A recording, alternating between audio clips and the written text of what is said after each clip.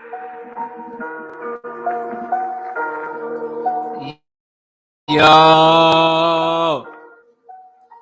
I say yo, let's get it. Smash the like button as you come in the building. Punch the like button as you come in the building. Let everybody know that Knockout Boxing 86 TV is live tonight, man.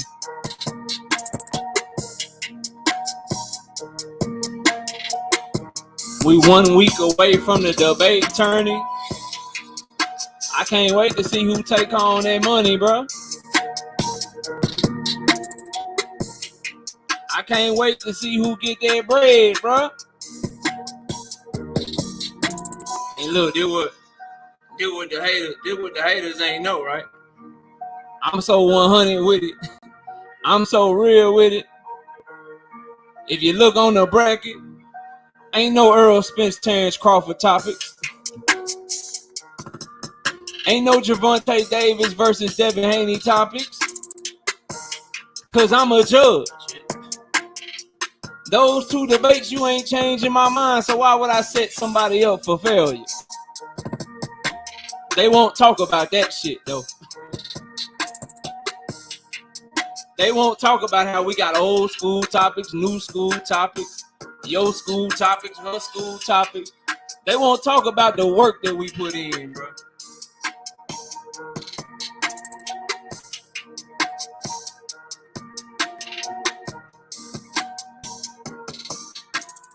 Run them lights up, man. We got 70 people in here. I got 45 lights. I need the lights up there.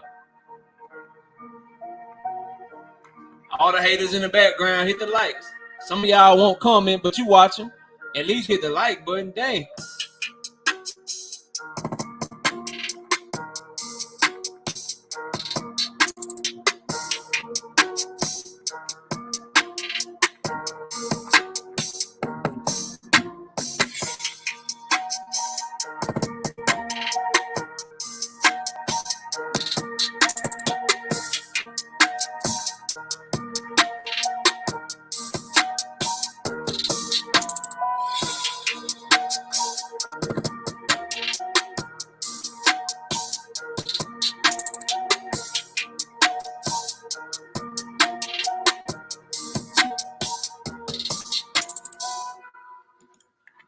Well, let me get this speaker turned off. Where my DJ at, man?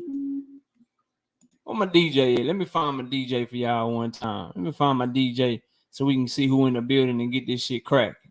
There you go. Drop that beat on their head, man. TKO Debate Series. We lit tonight. Y'all come through, man. Y'all know how we gonna show up and show out. See y'all all in the building.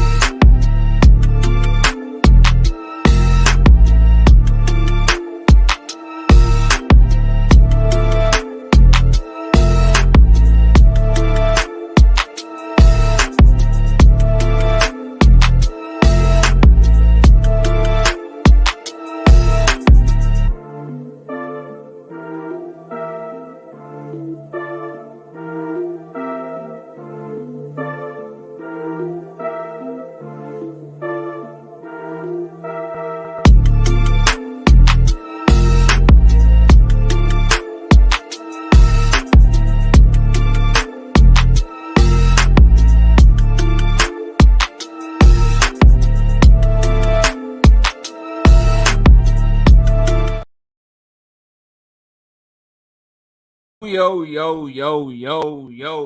Welcome to another episode of Knockout Boxing 86 TV. Let them know that we in this thing and we are live. I got a couple of judges backstage. I got the other competitor backstage. I'm waiting on my moderator and I'm waiting on my other judge to pull up. Y'all go ahead and pull up on us so we can get this shit rolling, man. We got a lot to talk about. Let me get this camera turned on one time for the one time. There we go. What's good with y'all, man? What's popping? Let's see who we got in the building. Let's get straight to the action. We got Byron Bradley in the building. We got Tracy Bricks. We got El Padrino, Ray Patterson, Just Do Boxing. What's good? Chi-Town's finest in the building. Josh Sanders. What's good with you? Thrill Hill. I see you, bro. We got William Old School in the building. What up, William? We got the brother Gertz in the building. We got D Free up in the building. We got who else we got? We got Ty Swindle. I see you. What's good with you, Ty? We got my brother Right Side. What's up with it, Dub? I see you.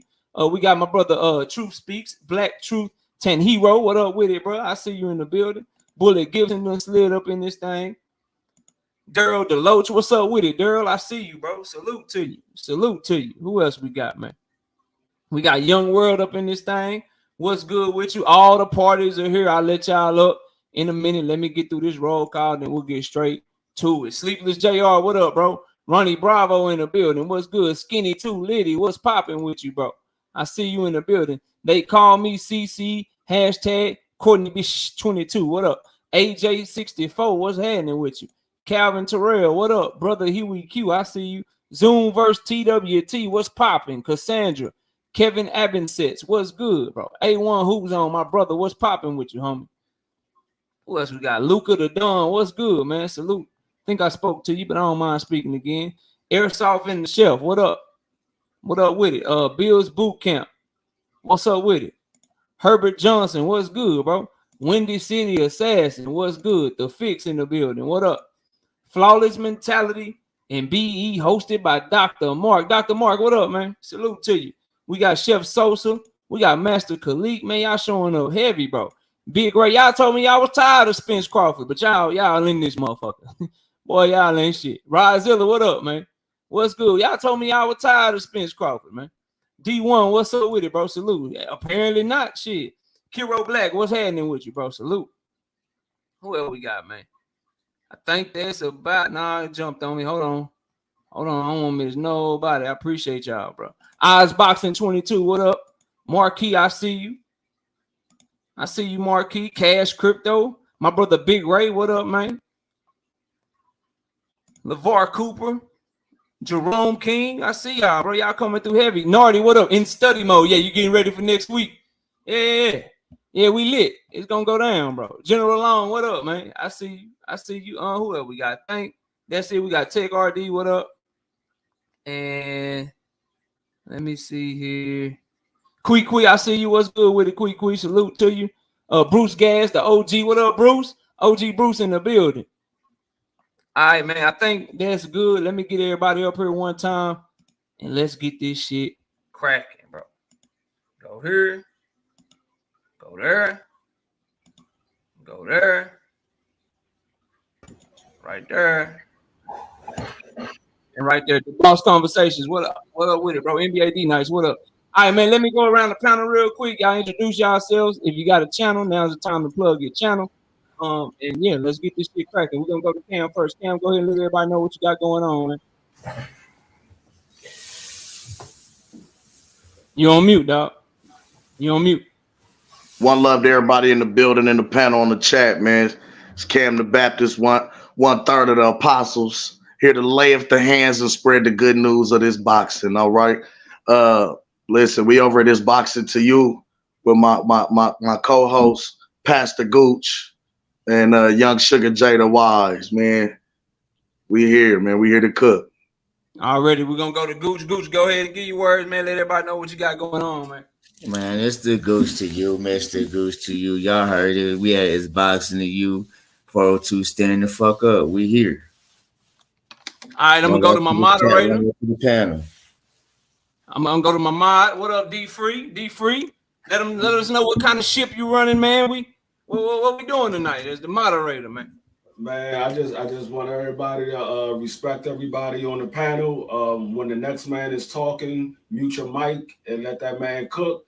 Everybody gonna get the same amount of time to cook, and then if you cut the man off while he in the middle of cook, it's gonna cost you the round. So mute your mic and try to keep everything respectful. Already, we're gonna go to Keep Everything Boxing. What's up, bro? Let us know how you judging tonight. How can we get your vote, man? You on mute, bro. Same thing that D Free said, plus yeah, I mean pretty much the same thing that he said. I'm looking for facts. I know this situation, you know, inside out, and I don't know none of y'all on this panel. That's how I'm running it, you know.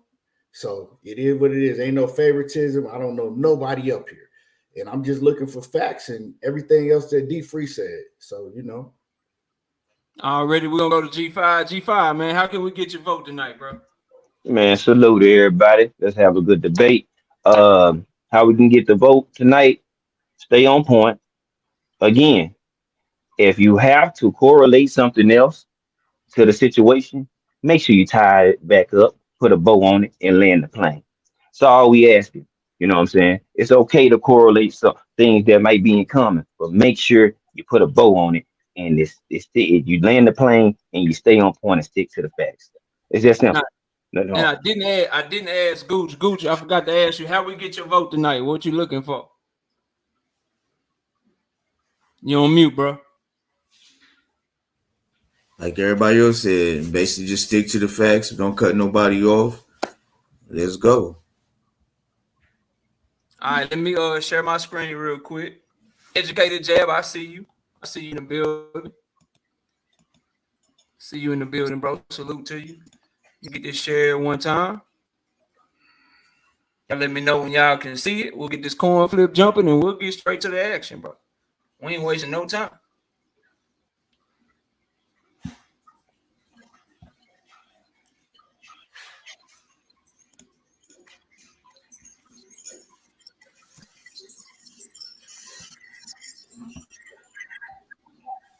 All right, there we go. All right. Let me make this big. You got heads or tails? Tails never fails. All right, you want to go first? Or you want me to go first? You can take off. And land on tails. All right, let me stop sharing my screen. For everybody in the chat, this is a Spence Crawford debate. Let me do the first question. And then D Free, you can read the question. And you got your timer and shit, right? 10-minute rounds, 5-minute rebuttals, right? D Free? Yep. All right, cool. All right, hold on. Find it. I put it on here. Give me a second. All right, there we go. Boom. Now I'm gonna make sure we good because I don't want nothing once it start. So our first question was who wins and why, right? Right, Cam? Actually, that was the third question. The second question. That was the third so question. You want that to be third. What's your first question that you wanted? The first question was how's Terence Crawford ducking? So that's what you want. You want the first question to be, you want who is the better boxer to be second, and you want who wins and why to be last. That's fine. Yes, sir. That was how we set it up initially. All right, let's go. There goes the question right there, D Free. Give me a second. And I'm ready whenever you want to read the question and get this shit going, bro. You going for EJ and he's going for Bud, so it can be clear for everybody. Yeah, I'm explaining how Errol, how Terence Crawford is a duck. He gonna tell y'all how Terence Crawford is not a duck. Okay, that's what we do. All right. So knockout. The first question is how is Terence Crawford ducking EJ? The time will start as soon as you start. You got 10 minutes on the clock. Bro, I'm kind of to the point where it's like I hope there's some new talking points that get brought my way because the shit is so clear and it's so fucking cut that I don't even understand why people want to keep having this debate. It's a very simple concept. If two fighters go into negotiations and they got a contract and they got an opportunity to fight, one of them is ready to go the other one doesn't sign, and Terence Bud Crawford, and instead runs off and fights David Avenesian instead, then bro, he ducked. I don't know why we have to keep trying to sugarcoat shit or try to hold this nigga's hand like he ain't a fighter and he can't take up for his damn self, bro. The man ducked Errol Spence. So much so, in fact, he been lying at every step of the turn. The man straight up told y'all that he agreed to everything out of his own mouth. I'm not putting words in this man's mouth. I'm not running around this bitch making shit up. He told y'all, hey, I agreed to everything. Cool. If you agreed to everything, there's two questions that we have to ask. Why didn't you sign if everything was good and you agreed to it? Or B, if you agreed to everything, why the fuck are y'all supposedly back in negotiations in the first place? If you agreed to everything, shouldn't you just be able to sign the shit you agreed to and get it popping? No, but they went back into negotiations because it turns out the nigga was lying, bro. And he didn't agree to everything. So the fight didn't fucking happen because he didn't sign on the dotted line. He had an opportunity with 2 pens in his hand, 2 separate offers in his hand. An offer from BLK Prime to fight Avenesian and an offer from motherfucking PBC to fight Errol Spence. The nigga chose to fight the lesser fighter, the fighter that just represented a voluntary defense. So he forewent the opportunity to become the first man ever to become undisputed in the 4-belt era in 2 separate weight classes. Only person ever done that shit was Clarissa Shields, bro. But he'd be the first man to do that shit in the 4-belt era if he took that fight. But instead of taking that legacy fight, instead of taking what many believe to be the biggest fight in boxing, he instead chose a voluntary defense that he gained nothing from. He gained absolutely nothing fighting David Avenesian. He fought a motherfucker that got knocked out by somebody that he already knocked out. Then what makes it even further a duck, and what I would love for somebody to address to me, bro, how in the fuck are you negotiating in bad faith and it's not a duck? What's bad faith? Bad faith is when you don't tell the other party what the hell you got going on. Good faith is when you let them know what you got going on so you can get the deal done. Good faith is what he did with BLK Prime. Told him everything, let him know that he was talking to PBC and them at the same time, that he was negotiating with both parties. Bad faith is what he did to PBC. Hey, I ain't tell him shit, because if I told him shit, they would have tried to say that I was a duck. No, if you told him shit, it would have showed that you was really trying to get the deal done. The fact that he didn't tell him, the fact that he hid it from him, lets you know that the man was ducking and he didn't want no smoke. D Brothers up here is from Omaha. You heard him say 412 or 402. I don't want to get the area code wrong. D Brothers up here is rocking heavy out there. Them niggas didn't know he was fighting David Avenesian, bro. They didn't know he was fighting David Avenesian. He pulled the wool out from under these niggas' eyes, bro. But he ain't ducking. Ain't no way around this shit, bro. Ain't no way around what a duck is. A duck is if you have an opportunity to fight one fighter, but you choose to fight a lesser fighter. Use a goddamn duck, bro. And the man, there's no denying that he had the opportunity. He has the opportunity to fight that man right now. And we still waiting on the fight announcement. All we heard from him all 2022 was Errol Spence and Jermell Charlo. I'm going to beat Errol ass. If I can't get Errol, I won't fucking Jermell. I'm going to fuck both of them up. That's all that nigga said publicly, bro. That's all he said publicly the whole goddamn time. The whole goddamn time. And then what he do? He fought somebody that nobody knew he was fighting. Hell, if you really want to talk about the two parties, Bud Crawford is the only one that ever said he didn't want this fight. This nigga been telling us that this fight don't mean nothing to him. That the opportunity to be undisputed at 147 don't mean nothing to him. That nigga been telling us that shit all the way back since April of 2020. In April of 2020, nigga said I wouldn't even take the fight if they offered it to me. And I told him that it's a lose-lose situation for me. He told us in December 2020, the fight not even that important to me. I keep telling everybody, I don't need Errol for my legacy. I don't know why people keep making it seem that I need Errol Spence. You can't find no quotes of Errol saying no shit like that, bro. You can't find a single quote of that nigga saying that shit, bro. Then the nigga came back in March 2021. I already told everybody that fight is history for me.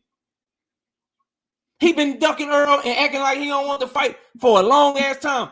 Matter of fact, I'm mad at myself for being surprised with what happened last year. If you look at his quotes and you look at what the nigga been saying, bro.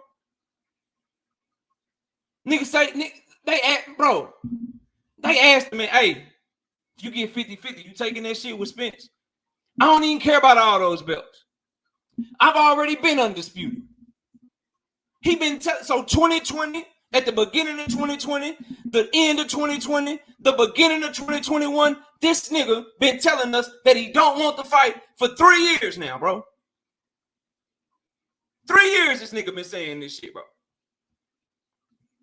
Then when he made the fight with Avanesian, the nigga had the nerve to say that the not taking the fight with Errol is not going to damage his legacy.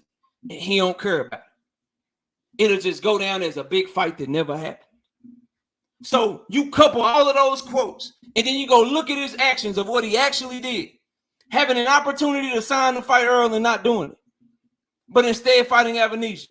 It's clear that the man been waffling. It's clear that the man say one thing and then do another. That's the sign of a liar, bro. That's the sign of a duck when you can find easy contradictions in his shit. The man is trying to cover for himself so fucking bad for ducking Errol Spence. The man is lying in the public about shit that we all know he said, bro. This nigga told Andre Ward, hey, man, I only want to be undisputed at 147. That's the only thing that motivates me. Then he had the nerve to go on Kate Abdo's show and say that he never said that shit. And he's been doing that shit, contradicting himself, acting like the fight ain't important, acting like it don't mean shit to him. He been doing that shit going way back to 2020. I didn't paraphrase shit. I didn't make shit up. I gave out that man's own words out of his own mouth. He admitted that he ain't tell PBC shit about no other deal and that he blindsided them on purpose. The man admitted that Errol and them agreed to most of what he wanted when him and Errol was going back and forth in that Twitter exchange. He admitted all this shit while claiming that he agreed to everything but didn't sign a lick of paperwork to actually get the shit popping. And y'all don't want to call that man a duck. Y'all don't want to call it what it is, because I know for damn sure. These brothers up here on this panel and the ones riding for him in the chat, let this shit be reversed, bro. Let them flip this shit around. And Errol had done all this shit that I just gave you. I just laid out for you what Bud did in this whole situation. Let that shit have been Errol. Man, you'd see live stream after live stream after video of them calling that man a duck left and right, and they would be correct. They would be right, because that is some duck ass, suck ass shit. You don't pass up the opportunity to be undisputed for a voluntary defense and it not be a duck. Straight up. It's a very, very simple cut and dry case. That's how he ducked Errol Spence. He ducked Errol Spence to answer the question and tie it up for y'all. He ducked him by not signing the fighter. He ducked him by not negotiating in good faith. He ducked him by fighting a lesser fighter instead of fighting him. He had his own fucking homie fool. He had his own homie thinking he wanted smoke. What that dude, the dude that hold the spit bucket for him? You know his homie, Bernie the boxer. What he tell y'all in like September, October, some shit? Champ say get your tickets. Champ say get your tickets. It's going down in November. Champ say get your tickets. It's going down in November. 1 minute. Nigga turned out to be dead ass wrong. He even lied to that nigga. Had that nigga out here looking like a fool, saying some shit, and he didn't even know about motherfucking Avenesian. Bro, this shit is clearly a duck. It's not even close. That man ducked that man because he had 2 contracts, 2 offers in his motherfucking hand, and he chose to sign the one that did nothing for his legacy and was a smaller bag instead of signing to fight the one that was a bigger bag and meant everything to his legacy. That is the definition of a duck. That's why the fucking word was created in the first place. That's my time. All right. Same question to you. How did Terence Crawford ducking Errol Spence? The time will start as soon as you start. You got 10 minutes on the clock. Terence Crawford is not ducking Errol Spence. Al Heyman is holding up this fight. As a matter of fact, he has been since he's been in the division. Bud could technically throw a whole monkey wrench in PBC's business plans right now by beating both Errol Spence and Jermell Charlo. Some of the major news that was coming into 2023 was if PBC would renew its television deal with Showtime. because the cable network was joining Paramount Plus. Now, when you're trying to get a new network deal, you want as many active champions on your roster as possible. And as it stands, PBC currently holds 7 out of 8 world championship belts in 2 of the hottest divisions in boxing. So, as an independent contractor, Bud would basically be in a position to do to PBC exactly what Canelo Alvarez did to PBC when he came over as an independent contractor to make the undisputed bout happen. Basically, the moment Crawford wins those fights, he wins the belts and walks away, taking those belts to another company who's not signed to that network. At which point, PBC then begins to lose negotiating leverage at the table, whether it's future fights or network deals. Another thing, what is a term sheet, gentlemen? A term sheet, if you look this up in business, like on Investopedia, a term sheet is a non-binding agreement that shows the basic terms and conditions of an investment. The term sheet actually serves as a template and basis for more detailed, legally binding documents. It's not actually a contract. Terence Crawford was only sent a term sheet. Once the parties involved reach an agreement on the details laid out in the term sheet, then a binding agreement or contract can be that conforms to the term sheet details is then drawn up. I said all that to say this: all the reporting sources and articles on this fight, they always stated that lawyers are working on clearing up legal language so that a contract could actually be drawn up. One was never drawn up and presented. As a matter of fact, if that were the case, then why didn't Errol Spence actually produce a copy of the contract during the Twitter back and forth exchange with he and Terence Crawford to shut everybody up and just put the entire narrative to bed? Instead, we didn't see any of that at all. Also, Spence and PBC are the A side in this negotiation. And typically, the A side sends the B side the contract in negotiations. So we've been waiting for Al to send the contract over. Then, since we want to throw words around, get a title first, okay? Get a belt first. We heard those words come from Keith Thurman and from Errol Spence, respectively, when Terence Crawford came into the division. Now, at the time, Keith had the WBA, the WBC. Errol had just beaten Kell Brook for the IBF. The only other viable choice for champion was Jeff Horn at the time. Now, if we look at the sanctioning body rules, gentlemen, the only sanctioning body in boxing that allows for a champion to move up or down a division and challenge for a mandatory title shot is the WBO. And that's per section 14, letter D, subsection 2, under the title of super champions, gentlemen.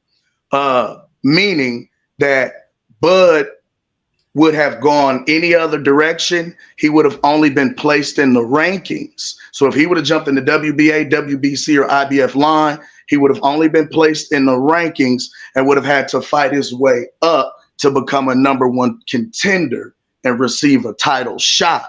So Jeff Horn was the only viable option. And then to kill this other nonsense narrative, when Terence Crawford became undisputed at 140 pounds, the IBF tried to mandate that Crawford go into a purse bid against Lipinets 2 weeks later to fulfill his mandatory title defense for the IBF crown. Bud dropped that belt before moving up. So that kills the whole, he could have jumped in Errol Spence's line and fought him soon as he moved up. Also, too, when we talk about holding up fights, hell, Errol Spence has not defended the IBF title since fighting Carlos Ocampo, and that's been what, 4 or 5 years, when the IBF title is supposed to be defended every 9 months according to the IBF/USBA rules on governing championship contests, Section 5, page 6, Rule 5B, sections 1 and 2, with subsections A and B. Now, another thing to kill this whole nonsense, there was never any side of the street at all. When Bud was signed to Top Rank, he had already fought John Molina Jr. and Felix Diaz, who were both PBC fighters. Not to mention, we got 3 Wilder versus Fury fights. So we can't talk that side of the street nonsense. We put that narrative to bed. We kill that. Okay? Another thing, $25 million from 2 hedge funds.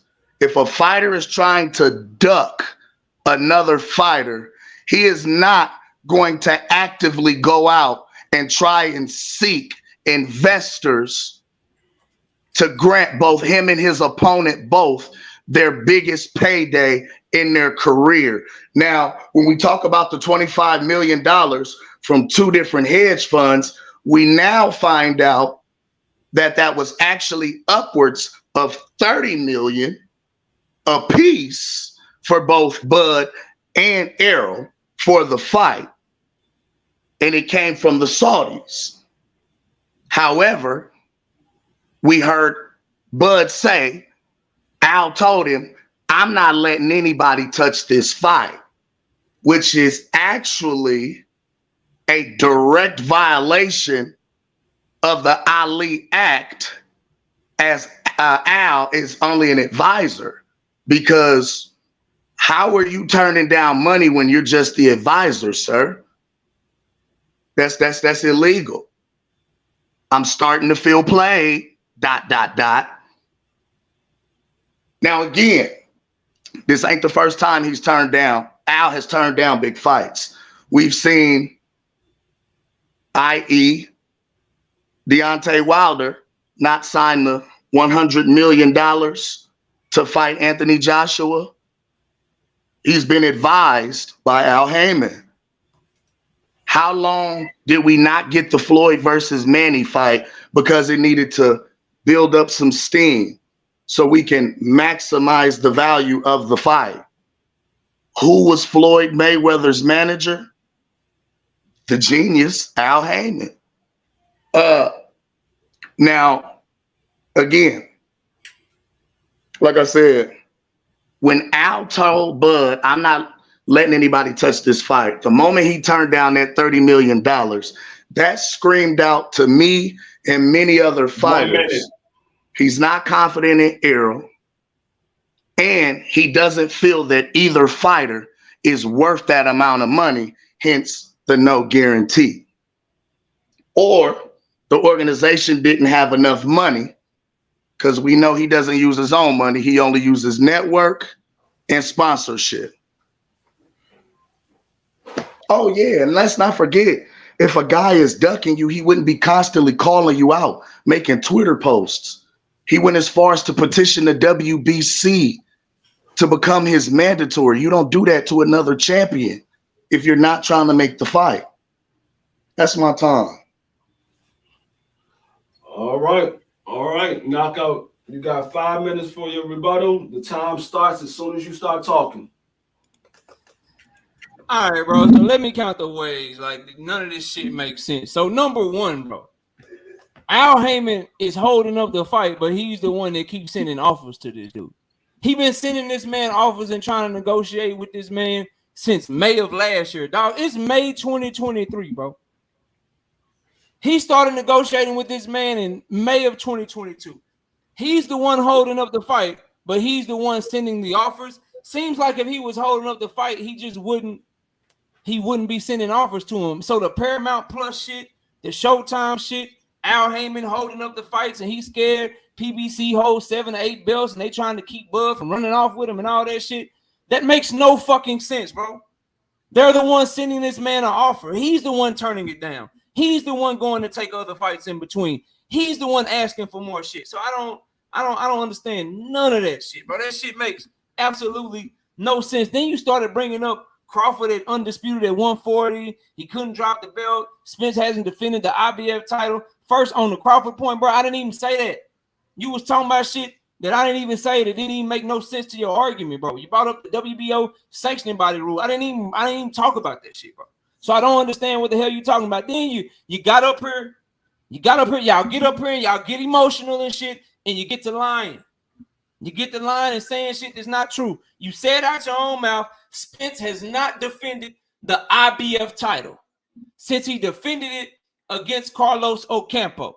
See, what you should have said was he hasn't fought a mandatory.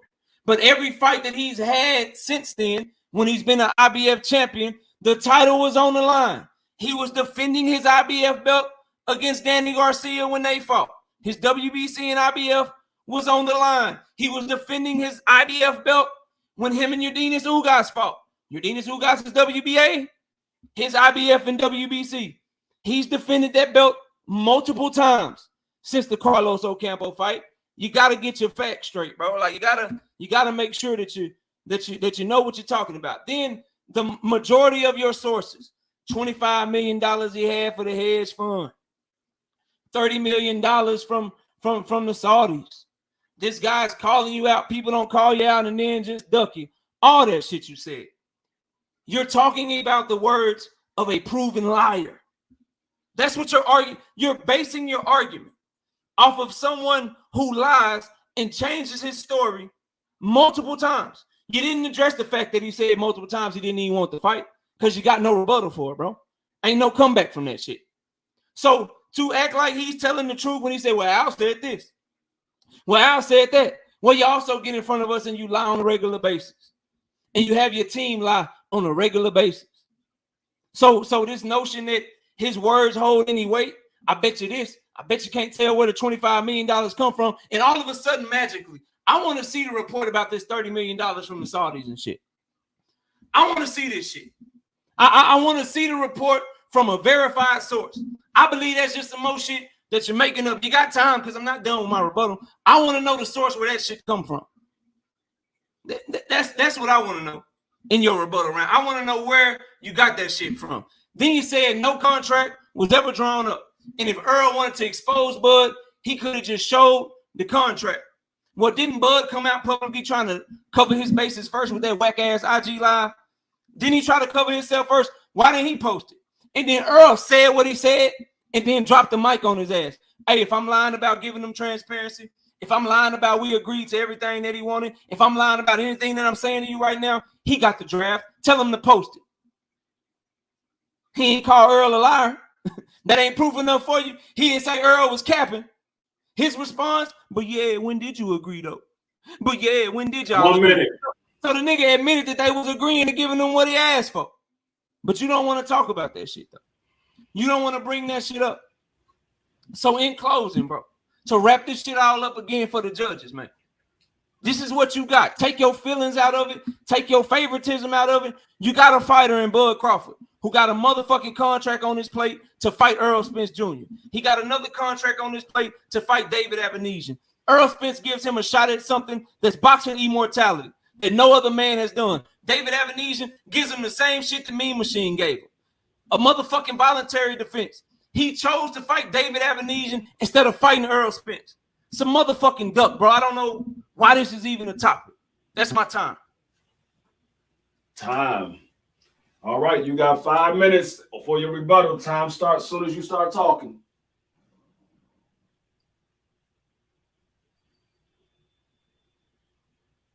If you and I sit down at a negotiating table and you send me a term sheet so that a contract can be drawn up, if we both agree to all of the terms on the term sheet, if you change even one thing on the term sheet, that's no longer what we agreed on initially.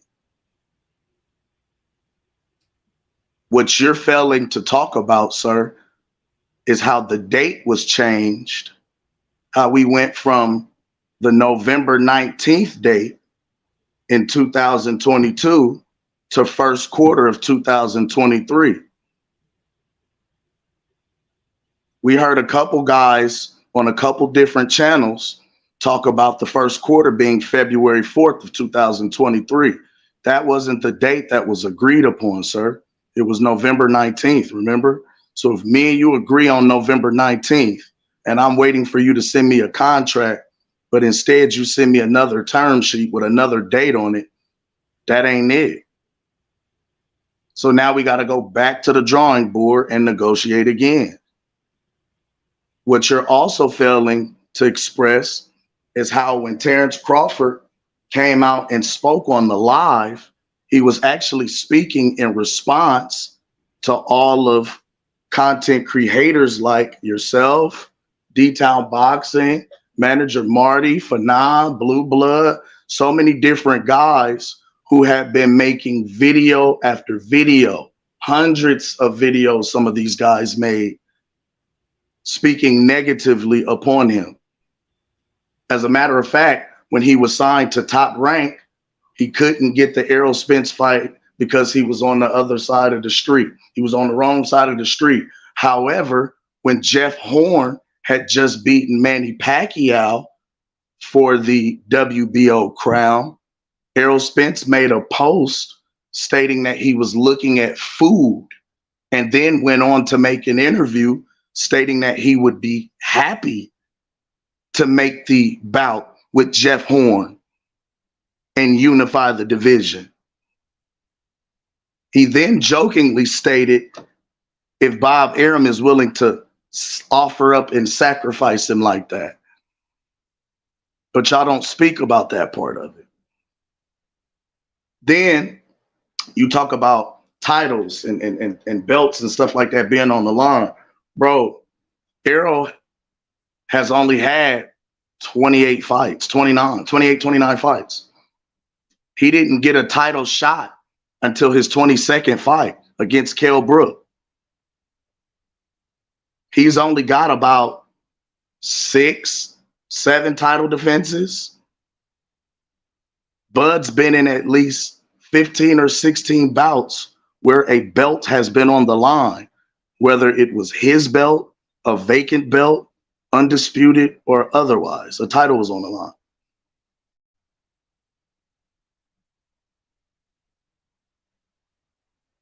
I won't go to a sanctioning body and request to become your mandatory 1 minute as a champion if I'm not trying to make this fight.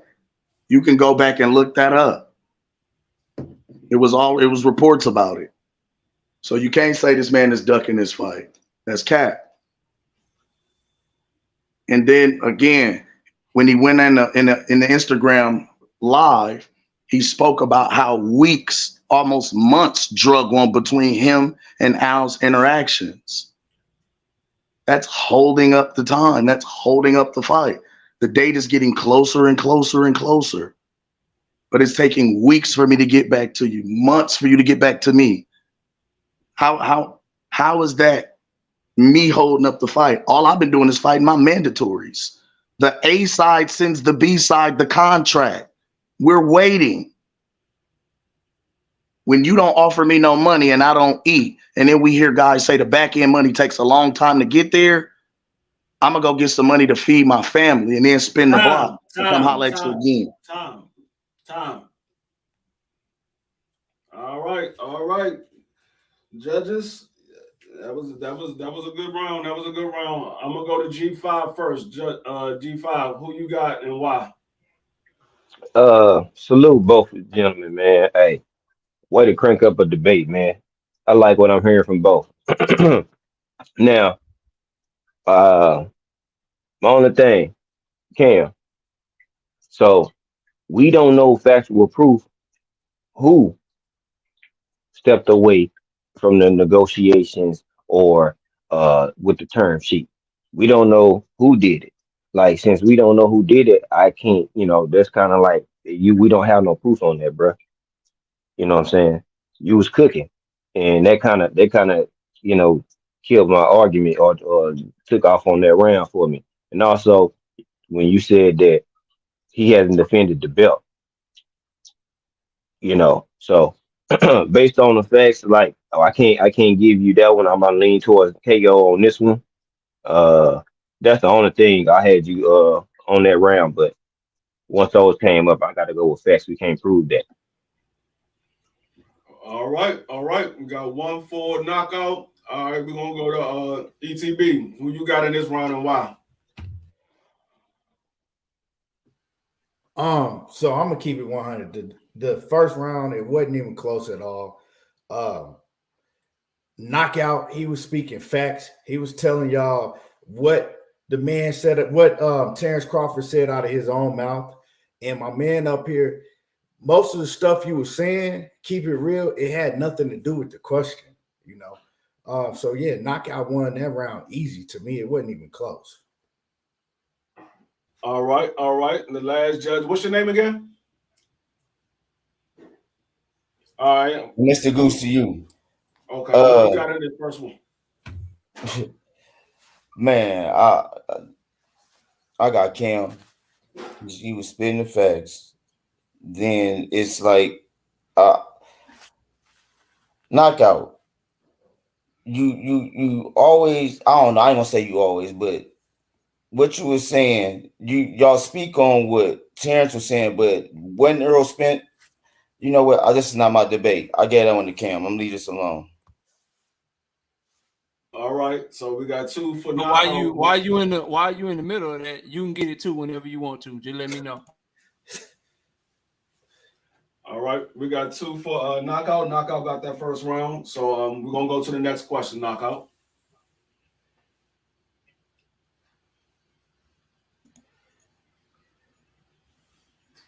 Which one was the next one? You wanted to do who is the better boxer, or did you want to do who wins and why? Who wins and why was last, he said. Okay, all right, we can go to who's the better boxer. And it's on him first this time. There you go. There go the question. I'm going on mute. Who's the better boxer? You got 10 minutes as soon as you started talking. The better boxer is Terence Bud Crawford. And I said that to say this. Pro accolade says it all and speaks for itself. Errol Spence has been pro since November 9th, 2012. And he's only been unified with 3 belts in 1 division. That's at 147 currently. However, he spent just about half his career fighting at 154 in catchweights. Like I said earlier, he didn't fight for his first title until his 22nd fight. And with him fighting at another division, he gained no accolades at the other division. But we only highlight his career from the time that he started fighting on NBC for PBC when there was televised fights for him. And I'm just saying, how can fans and supporters, because I hear a lot of guys talk about how Errol is on the pound for pound list. How can we call him pound for pound when technically he hasn't even been voted the clear best from his own city yet?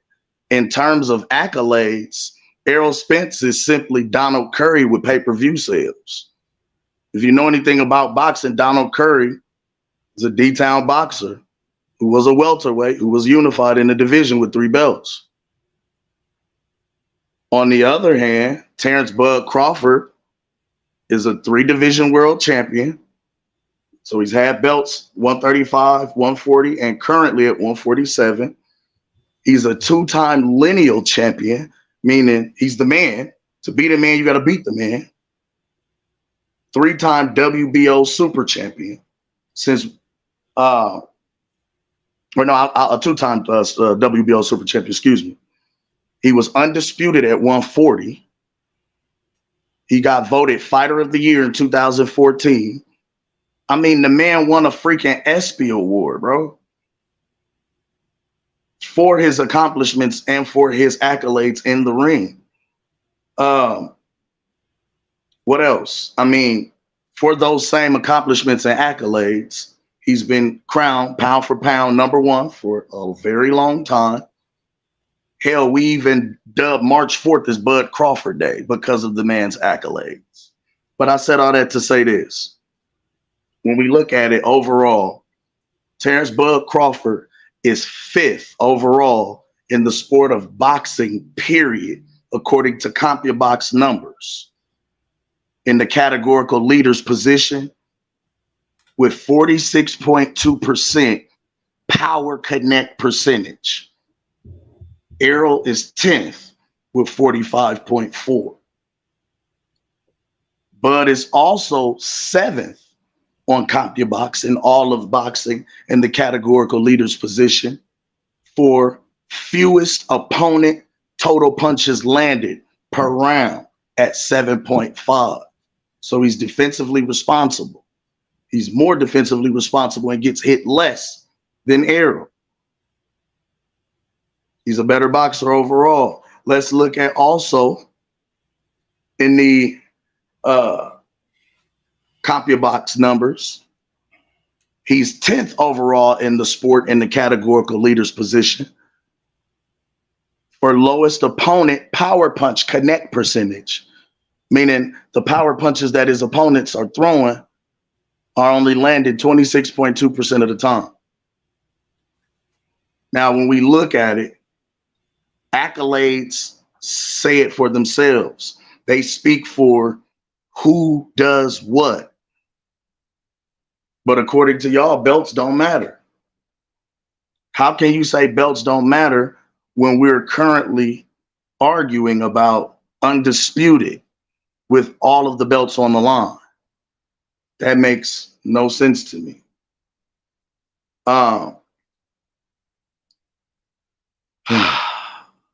It's really not much I can say about it because the numbers speak for themselves. The accolades are there. It's not nothing that I'm making up. Y'all can go look this up. This is all public record. Errol only has 3 belts in one division that he's been in for 10 plus years. No, I won't say 10, that's cap. We'll say 8. Like, the man's been pro since 2012. It's 2023. You've had an 11-year career. The one division that you were in before campaigning at 147, you had no accolades in. None.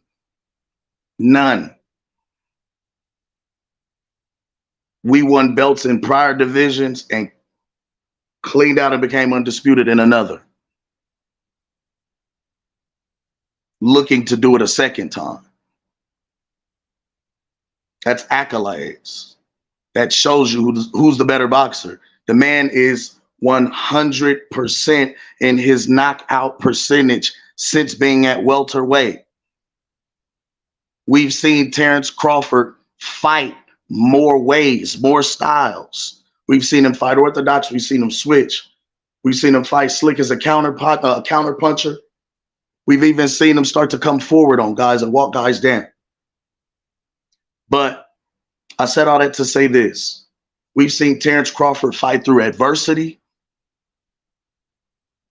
We've seen him fight multiple ways to be able to say he has more tools in the box. How does that not speak to who the better boxer is?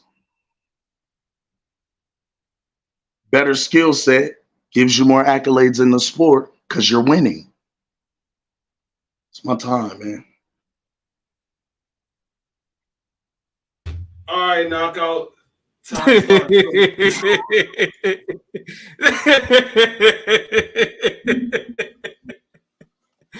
who y'all sent over here, bro. Look, man.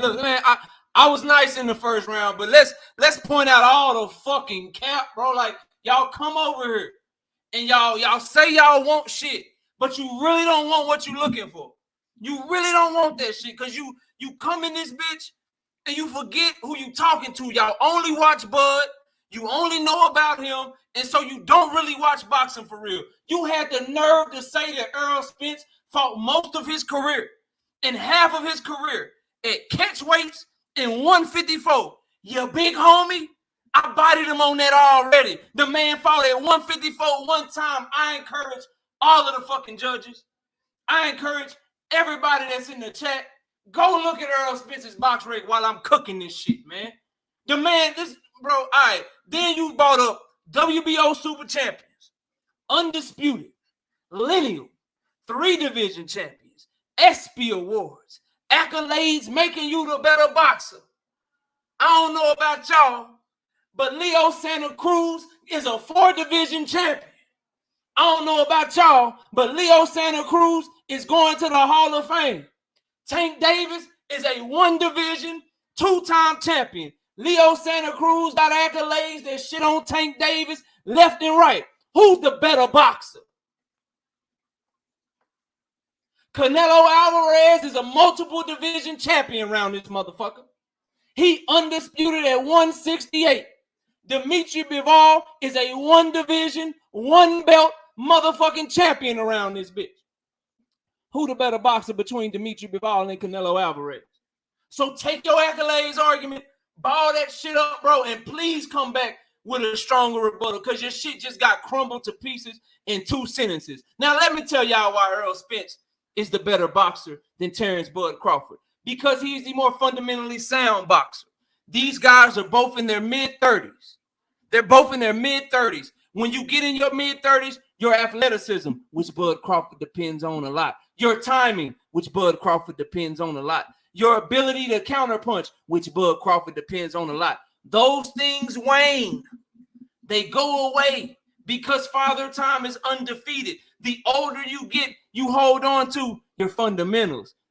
Errol Spence fights much more fundamentally sound. You know, the shit that Bud Crawford fans say, oh, he fights so boring or he only a high guard coming forward. He fundamentally sound with his high guard, catching and shooting shit off his guard, counterpunching. He works behind his jab. The most fundamental act in boxing is your jab. He's way more fundamentally sound when it comes to his jab and the work that he does. So his style, what makes him the better boxer is that he relies more on his skills and Bud Crawford relies on his athleticism. So as a result, he is a better boxer. You know what also makes you a better boxer? Who's in your motherfucking ear? You know what also makes you a better boxer? Who's in your goddamn ear giving you instructions?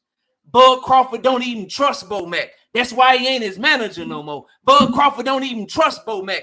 That's why he stepped in and tried to talk to Maurice Hooker when he was getting his ass whipped by Blair Cobbs. That's who he got in his corner. He got motherfucking Bo Mac, who he don't trust, who in his fight with Sean Porter, when Bo Mac felt like he was losing, did he give Terence Bud Crawford a motherfucking adjustment? Did he say, hey, man, use your jab. Take a half step back. He's wide open for the counter shot. Hey, man, when he get in close, just tie him up. Get him back to a distance because he can't fuck with you at a distance. Did he say any of that shit? No. In between round 9 and round 10, he said, we got to get more competitive, bud. we got to get more competitive, bud. Let's be more competitive in this fight. That's what his adjustment was. Meanwhile, Errol Spence has the 2022 Trainer of the Year, the guy that gives you real instructions in fight time, the guy who, when his fighters have big step-up fights, Frank Martin whooped Michelle Rivera ass. When Bo Mac big fighters have step-up fights, Jamel Herring get his ass whooped by Shakur Stevenson. Yeah. When Jamel Charlo needs to have a big moment against Brian Castano and come through in the clutch, Derrick James is there to make sure that he makes that happen. When Maurice Hooker needed a big moment to come up in the clutch, when his career was on the line against Blair Cobbs, the motherfucker was a no-show. So Errol Spence is the better boxer because he got the better coach. The coach that teaches him the fundamentals, that teaches him not to rely on athleticism. The coach that ain't getting every fighter that he got because he got Bud. He getting the fighters that he got because he teaches the game way better than Bo Mac. Everybody in boxing circles will say that shit. Errol Spence is the better boxer because at welterweight, he's the bigger man, bro. He could never make 135. He could never make 140. He's been a welterweight damn near his whole career, except for one fucking fight. Straight up. So when you look at it from that perspective, and they in their mid-30s, do you want the guy that depends on athleticism, which is going away? Somebody point to the fight where Bud Crawford was moving around at 147. So don't give me the lateral movement shit. Don't give me the shit about him being some fighter. They got all this lateral movement, all these motherfucking angles and shit, all that shit. He's a stationary fighter at this point in his career. And he depending on athleticism damn near his whole goddamn career. And that's why he having to stand and fight with guys, because he can't move like he used to. Errol Spence's style is much more compact. It's much more technical. It's much more fundamentally sound. And then you talk about Bud Crawford being a switch hitter. Bud Crawford is a southpaw, bro. He fights in orthodox for one round, and then he goes southpaw. What good is being a switch hitter, and how does that make you a better boxer just because you can do it when he don't do that shit effectively no more? He be losing fights till he switch southpaw. He be losing fights at the beginning of the fight. Just ask Mean Machine when he put him on his ass. Just ask Kell Brook, who was piecing him up with a jab. When he switched southpaw, he'll turn up on you. He's a much better southpaw than an orthodox fighter, bro. So to act like just because he can start a fight in the stands, anybody can start a fight in the stands and get their ass pieced up, bro. Anybody can do that. And the SP Award, so SP Award make you a better boxer now, like, bro, the points that you come with, they got to be stronger, dog. And then you talk about Bud Crawford is 5th in power connect percentage and Errol Spence is 10th. They separated by a couple of percentage points, but Errol Spence fought much better competition than Bud Crawford fought in his career. The best wins on Bud's resume are dudes that Errol already beat up. So would I rather be 5th on a power connect percentage chart with Jose Benavidez and Jeff motherfucking Horn and Mean Machine and David Avanesian and Amir Khan on my resume? Or do I want to be 10th with Kell Brook first, Sean Porter when he was a champion, Danny Garcia, Yordenis Ugas coming off of a motherfucking win against Manny Pacquiao? I'd rather be Errol, bro. And when you look at their styles and you look at how they fight and you look at their coaches and you look at what they bring to the table at this point in their career, mid-30s, Errol Spence's style is much more effective. His discipline in the ring, his ability to just box to his fundamentals is much better than that of Terence Bud Crawford. That is why he is the better boxer, bro. This shit not even close. So in your 5 minutes, I don't want to hear shit about accolades. I don't want to hear shit about no lineal. I don't want to hear shit about no accolades. Explain to us how your man's is the better boxers, because who you get those accolades against, that shit matters. And I've given you multiple motherfucking times or multiple occasions in boxing history where your accolades don't mean shit. As a matter of fact, Manny Pacquiao got more accolades than Floyd Mayweather. Manny Pacquiao got more accolades than Floyd Mayweather, bro. Who the better boxer around that motherfucker? I'm just trying to see how this even correlates to being the better boxer, bro. Y'all be off topic and don't even fucking know you off topic, dog. Shit crazy what y'all be coming up here trying to say to me, bro, and be trying to do, dog. I don't understand this shit, man. 1 minute. I don't understand this shit. But anyway, bro. Anyway, that's my time, bro. You go ahead and offer up your rebuttal, man. It is what it is, bro. Go ahead and do your thing, man. All right. You got 5 minutes for your rebuttal. Time start when you start talking. Bro, yelling and screaming don't make the point even more valid. It don't make it factual. And saying the same thing twice ain't gonna drive the same lie home. Now, you sat here and capped about Errol Spence and his competition. If you go to Errol Spence's box rec or any of his any boxing website and begin to type in his opponent names, here, I'll read some off for you. Francisco Javier Castro. That was at Super Welter. Noah Bolanos, Ronald Cruz, Peter Oluk. Those guys aren't big name competition. Who else? Eddie Cordova, Jesus Tavera, Nathan Butcher. Really? Like, really? See, y'all don't talk about Errol Spence before he started campaigning at 147. Y'all only start to highlight when he started premiering on PBC against Samuel Vargas and Phil LaGreco. Trash. Stop it. And that's when he started campaigning at welterweight, G. You got to stop that cap, man. Also, when you talk about technique, Terence Crawford has won multiple fights in the orthodox stance. He's won a few in the southpaw as well. That's a variation of technique. That shows a greater difference in skill. As a matter of fact, the fighters that you were talking about were, and I got to give you the air quotes, piecing Bud up. He stopped them. All of those guys were working orthodox. They were throwing jabs. All of their work came off of the jab. Terence Crawford turned southpaw because the southpaw stance neutralizes the orthodox jab with correct foot positioning. Now, a better boxer is going to know that and do that. We've only seen Errol Spence fight one way the majority of his career. The only variation that we saw in his technique was against Mikey Garcia. And even that, he was supposed to stop little Mikey. Mikey fought for his life. He showed he could box at any given time. He could have sat down and ended that fight, which he was supposed to. He was supposed to make a statement. He did not. Y'all talked about it being a masterful boxing show. Come on, man. Stop it. Against the smaller guy you supposed to beat up, 300 plus punches, and you couldn't put this lightweight down? Stop it.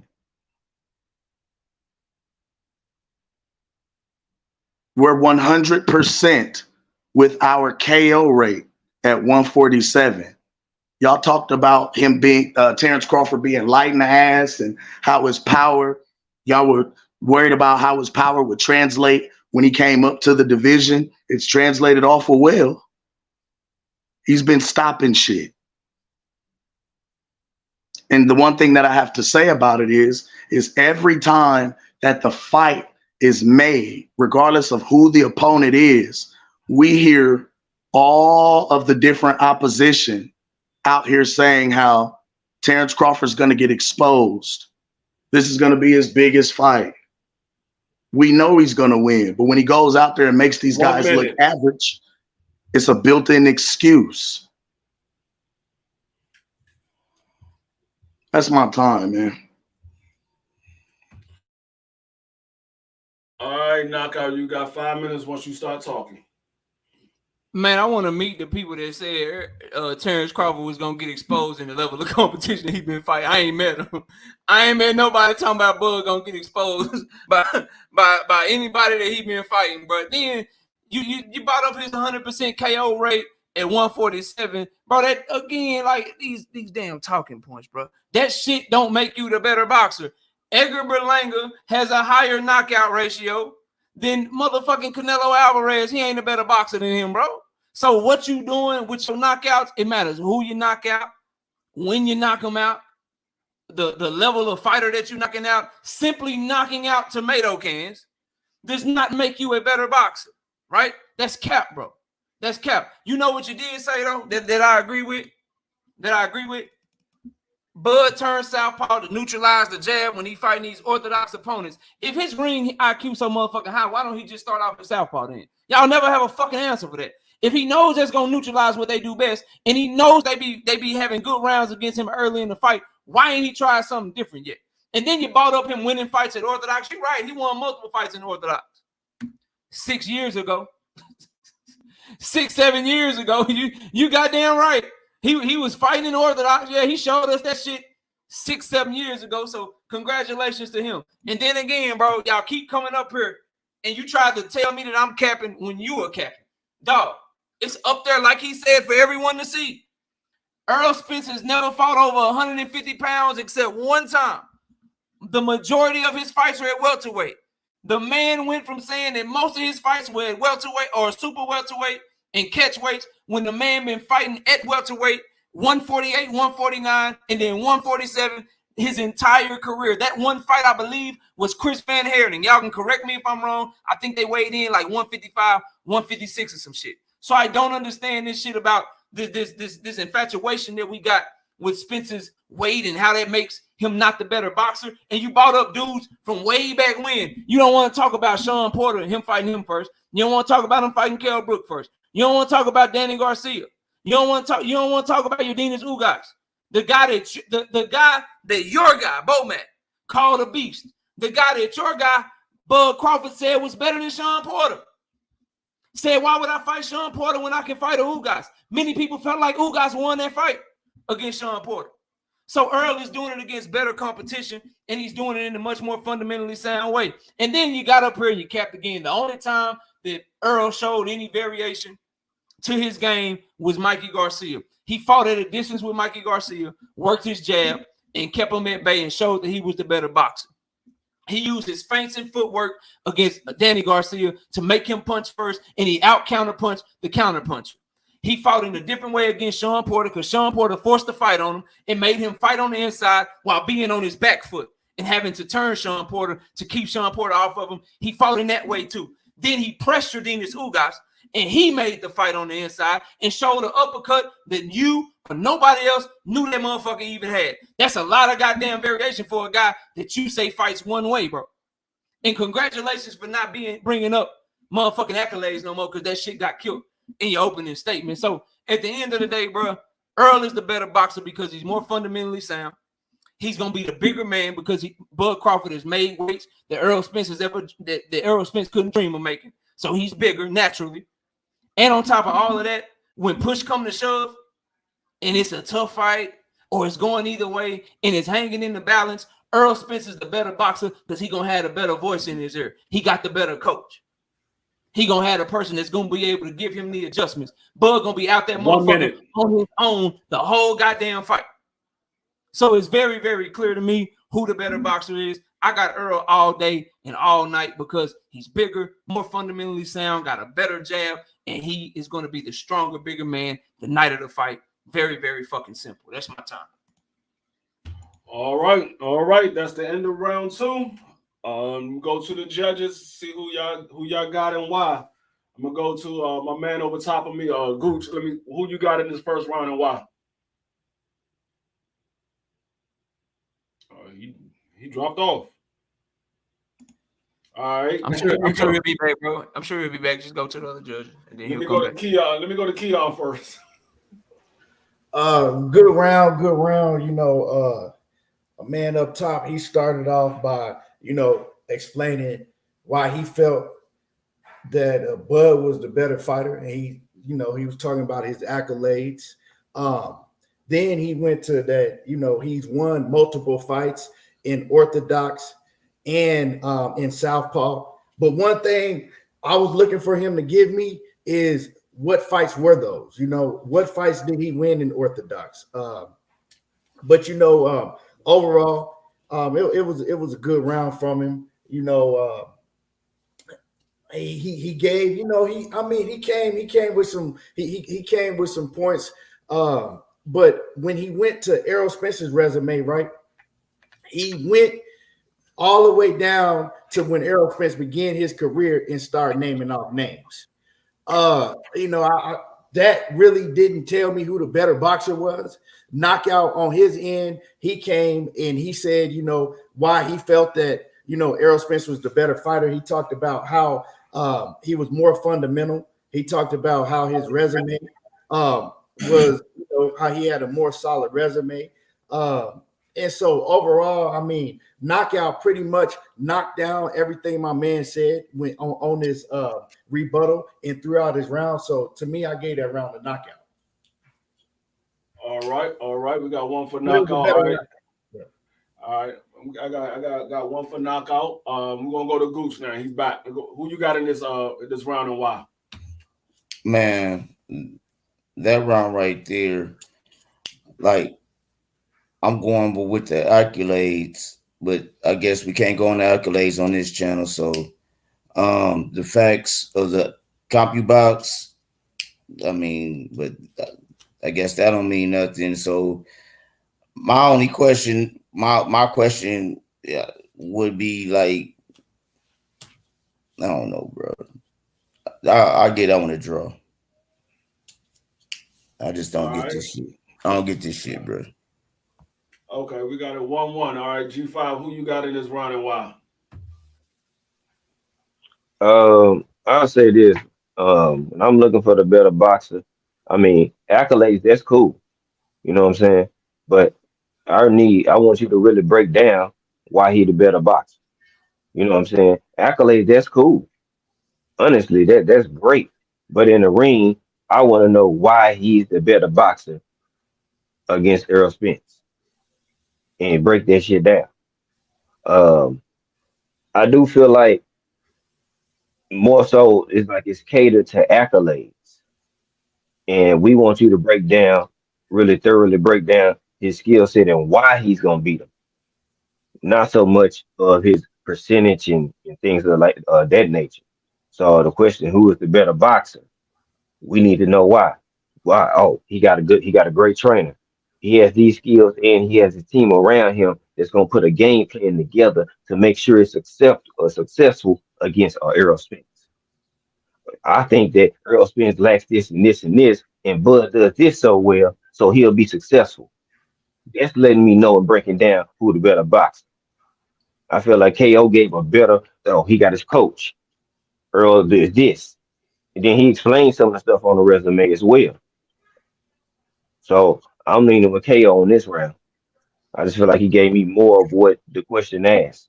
It still was both could have been more added to it from both, but I say that I did at least get more of the question asked of who the better boxer from KO. I mean, it was a dope round and he was rolling. I just wanted him just to give me a little bit more, Cam. Just tell us, give me for me. Tell me why he gonna do it. You know what I'm saying? Like really break that shit down. You was going though. All right.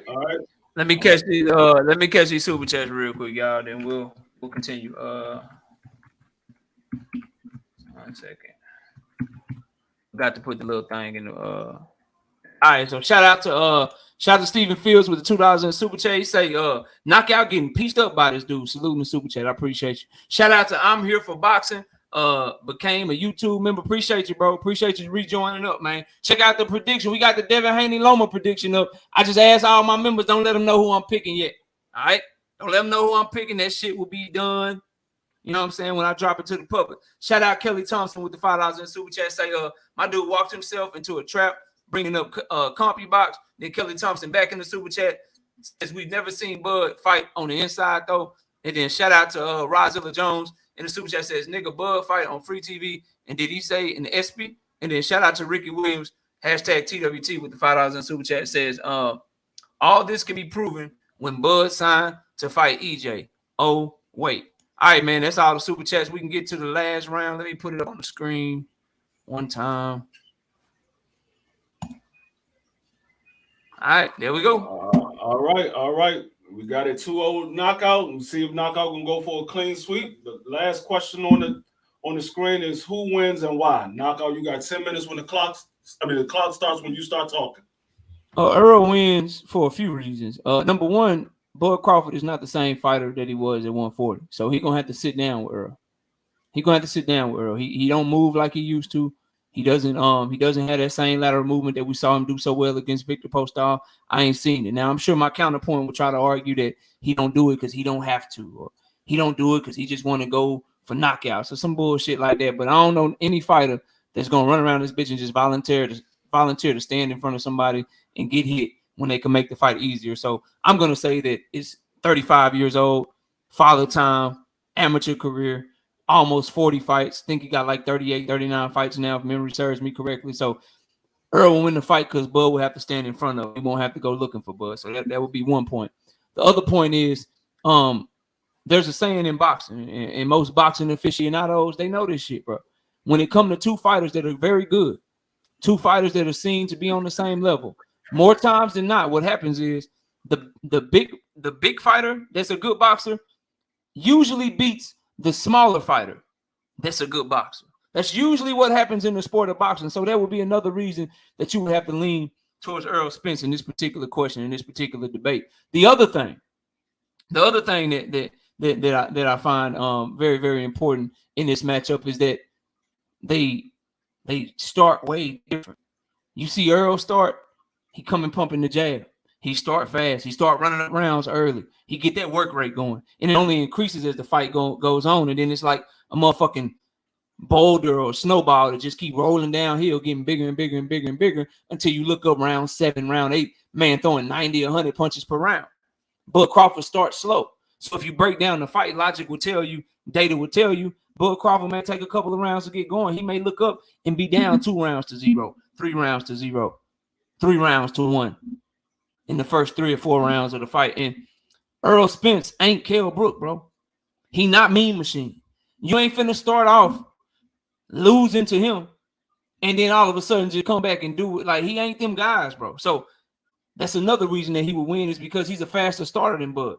The other thing that's really important is that if you go look at their stats and the amount of punches that they throw, Errol Spence doubles regularly, sometimes triple the amount of punches that Bud Crawford throws. So in order for Bud Crawford to win rounds on Errol Spence, he has to work with him, right? And get him and be able to land the cleaner shots working with him, or he has to somehow find a way to slow Errol Spence's work rate down, which data tells us, numbers tell us that no one's been able to do that. As a matter of fact, if you guys go look up the amount of punches that Sean Porter threw versus other opponents and what he threw about against Bud Crawford, relatively close. If you look at what Mean Machine does against other opponents and what he did with Bud Crawford, relatively close. He's not one of those guys that reduces your work rate because he's so great defensively. That's not how he operates. He works from a distance, tries to walk you into shots, and tries to hurt you that way with something that you don't see. The key in the fight is Bud Crawford has to hit Errol with something to hurt him to win, because he can't outwork him. He's not gonna outfight him on the inside. He's not comfortable on the inside. I've been asking for film on Bud Crawford fighting on the inside for years now. The man can't fight on the inside. So his only way is to keep it at a distance, hope to catch Errol coming in, hurt him to get his respect, and then go from there. If he can't hurt Errol, and Errol to this point, say what you want, been very durable. Seen him hurt like one time against Larte, I believe, in his entire career. Never really buzzed. Took a clean club punch from Ugas, came back, still won the round, and then after them rounds, he was throwing hundreds and hundreds of punches in the next 2 rounds and closing that man eye shut. So he been very durable. So the odds of you just hurting Errol like that and Errol not being able to go with you, it's very slim to none. Now you look at Errol on the other hand. I seen Bud doing stanky leg dances before. I seen Bud wobbling and doing the funky chicken against motherfucking Yuriokas Gamboa. I saw that shit with my own eyes at 135, bro. And Yuriokas Gamboa got 1 stoppage in 7 fights at 135. He ain't got no crack at 135, but he was able to crack Bud Crawford head. So you really think that Bud finna take that work rate? He finna take that wreck from Errol Spence Jr.? I don't believe so. I believe that Bud Crawford only got a puncher's chance in this fight. And if Sean Porter can have his success and find his way inside on Bud Crawford with no jab, 67-inch arm reach, Errol Spence got a 72-inch arm reach. Bud will not have those reach advantages that he's used to having against these smaller guys that's in the 60s. Errol is right there with him with the reach, and he work off his jab. He come in more fundamentally sound than any other fighter that Bud Crawford has ever fought. And Bud Crawford is good at, when you get too close to me, I need this fight at distance. I'm going to hold your ass, and I'm going to push you the fuck up off me, because this is where I'm good at. I'm good at mid-range. I'm good at distance. He ain't going to be able to clinch Errol Spence like that, bro. This will be the strongest fighter that he ever been in the ring with. Kell Brook in his prime. Undefeated at welterweight. Big, strong-ass welterweight at the time. Was one of the strongest welterweights, if not the strongest welterweight in boxing at that particular point. He couldn't clinch Errol Spence when he needed to. He couldn't keep Errol Spence in the clinch. So you think Bud Crawford going to keep him in the clinch coming up from 135? Good luck with that shit, bro. Errol will win because he's the better inside fighter. Errol will win because he got the better jab. And the fight is going to be fought on his terms because he's going to dictate that they work. He's gonna dictate that they stand in the fire and get it popping because Bud Crawford don't have those legs to move and box like he used to. The things he has to do to win this fight, he don't have it in him no more. He's just too old now, bro. He's 35 years old. And then the main reason, I alluded to it in round 2, both of these guys is dogs. That's cool. But in a close fight with 2 dogs going back and forth, who you trust? Who you trust to be able to get that guy out of it? Who you trust to be able to give the proper advice? I trust Derrick James because Bomac can't even get in the motherfucking ring. He can't even get in the motherfucking ring to say shit to Bud. I trust Derrick James, the trainer of the year, the guy that actually gives instructions. So Errol not only is the far better inside fighter, he's proficient from distance. He's proved that against former pound-for-pound fighter Mikey Garcia. He proved that against Danny Garcia. He proved he can fight on the inside. He proved that he can take the fight wherever you want to take it. And he's proved it against a higher level of competition than Bud Crawford has. So he'll win the fight for those reasons: his better experience, his better jab, his ability. Like, people talk about his feet and they talk about how he ain't athletic. Well, you know what you'd never see? You don't never see Errol Spence unable to cut off the ring. You know what you don't never see? You don't never see Errol Spence unable to get somebody to sit down and fight with him. And Bud Crawford welcomes that shit. So we know what it's going to be. They're going to be going right there toe-to-toe. And if they going to go toe-to-toe and Bud not going to move and he going to fight how he been fighting at welterweight these last 7 fights that he been at welterweight, give me the guy that's bigger than him. Give me the guy that throws more punches. Give me the guy that's more fundamentally sound. Give me the guy that got a better coach. It's very clear to me that Errol Spence is going to win this fight, and that's why, because he got the better coach, better experience, better jab, better inside fighter, better at everything. Oh, last point. He believes in himself more too. Fighting is half mental. He believes in himself more too. He said, I don't take no tune-ups. I only want to fight the best. And he's proceeded to do that. Bud Crawford said, hey, if you believe in yourself, you take less money because you know you're going to win. And then he proceeded to do the opposite. So not only does Errol have the better experience, not only is he better on the inside, not only is he better with his jab, not only is he great at cutting off the ring, not only is Bud going to have to fight his fight because that's how he's been fighting now, he also actually believes that he can win the fight, and he ain't looking to do shit else. He ain't looking to go fight no tune-up.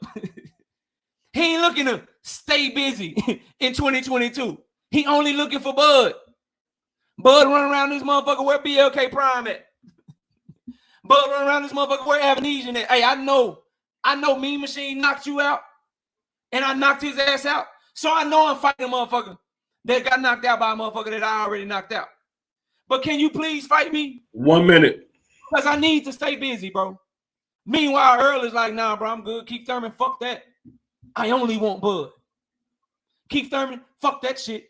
Sorry, Al, nope. Sorry, WBC, nope. I only want Bud. The man believes in himself more, got better experience, and is better across the board, bro. And that's my time, dog. That's it. All right. You got the same question. Who wins and why? You got 10 minutes as soon as you start talking.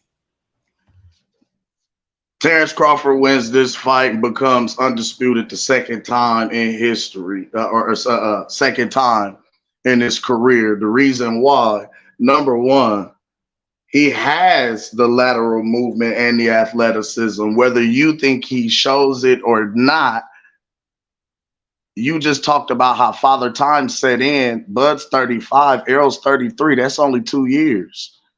So if we talking Father Time, they both old. If you really want to, if we going by your standards, sir. Also, too, Terence is the more experienced fighter under big lights and in big championship fights, as he's been in more championship bouts, as he's had the longer career. You also told a bold-faced lie when you said that Errol doubles and sometimes triples his punch thrown output. Errol only throws about 69 punches per round. However, Bud throws about 47.8, according to CompuBox numbers. Errol's connect percentage with all of the throwing is only 31%, whereas Bud's is 32.8. Errol lands about 21 punches around, whereas Bud lands about 15. Bud is the more accurate puncher of the two, being a counter puncher, being a switch hitter. Let's look at the opponent's land percentage or land rating. Opponents land on Errol 9.7 punches per round, whereas Bud is only 7.5. Both get hit, but Bud gets hit less. Bud is the more defensively responsible fighter of the two. Bud actually moves and moves his feet. Errol is concrete feet, comes forward, sits on his punches, and does not spin very well, nor have we seen him fight very well off of the back foot. The one thing that I can say about Errol's opponents and opposition, it's easy to look good against a guy who stands right there in front of you. Didn't we just hear somebody call your Dennis Ugas a punching bag? Why? Because he stood right there. He stood there to be hit. Of course, every punch you throw is going to land if I don't move. If I don't move my head off the line, if I don't move my feet out of range, every punch you throw is going to land somewhere on me. Errol don't move his feet very well. Errol's opponents didn't move their feet very well. But now, you talked about how being Errol is such a bigger fighter and so strong, but Kell Brook actually said that no other fighter has hit him the way that Terence Crawford did. And this is the same big, strong Kell Brook who you talked about just a moment ago. Now, also, too, to speak to your big man beats the little man theory, you guys don't understand that Terence Bud Crawford did come up in a wrestling background. So the man is physically stronger than what you look at him for and give him credit for. The man is very strong. He doesn't just have a high knockout rate for no reason. The man has pop in his punches. And I'll tell you, because he has more knockouts in his career, well, anyway. But let's move here, because you talked about father time and Terence Crawford being 35 years old. Well, Errol's 33.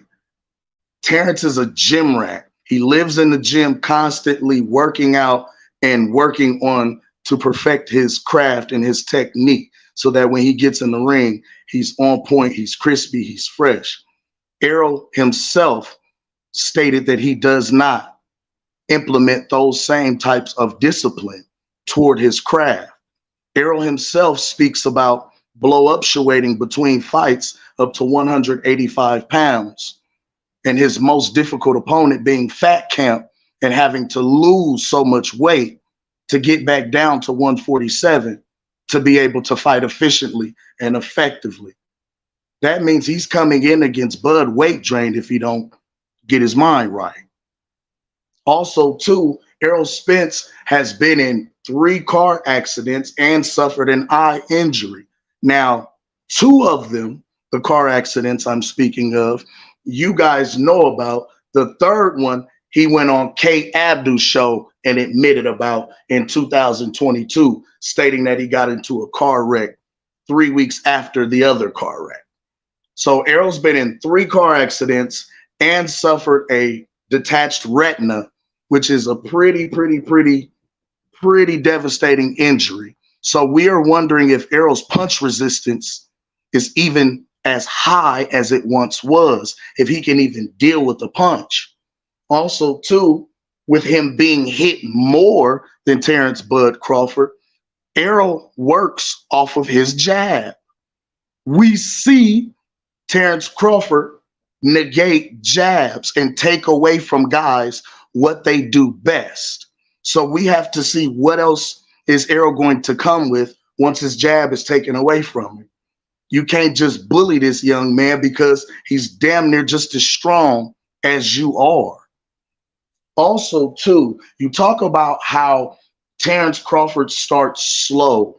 Well, to my knowledge, the bigger the fight, the bigger the performance from Terence Bud Crawford. We saw him go out in the undisputed championship match against Ndongo on fire and drop the man in the first round and went on to finish him in the third with the in-between shot to the body.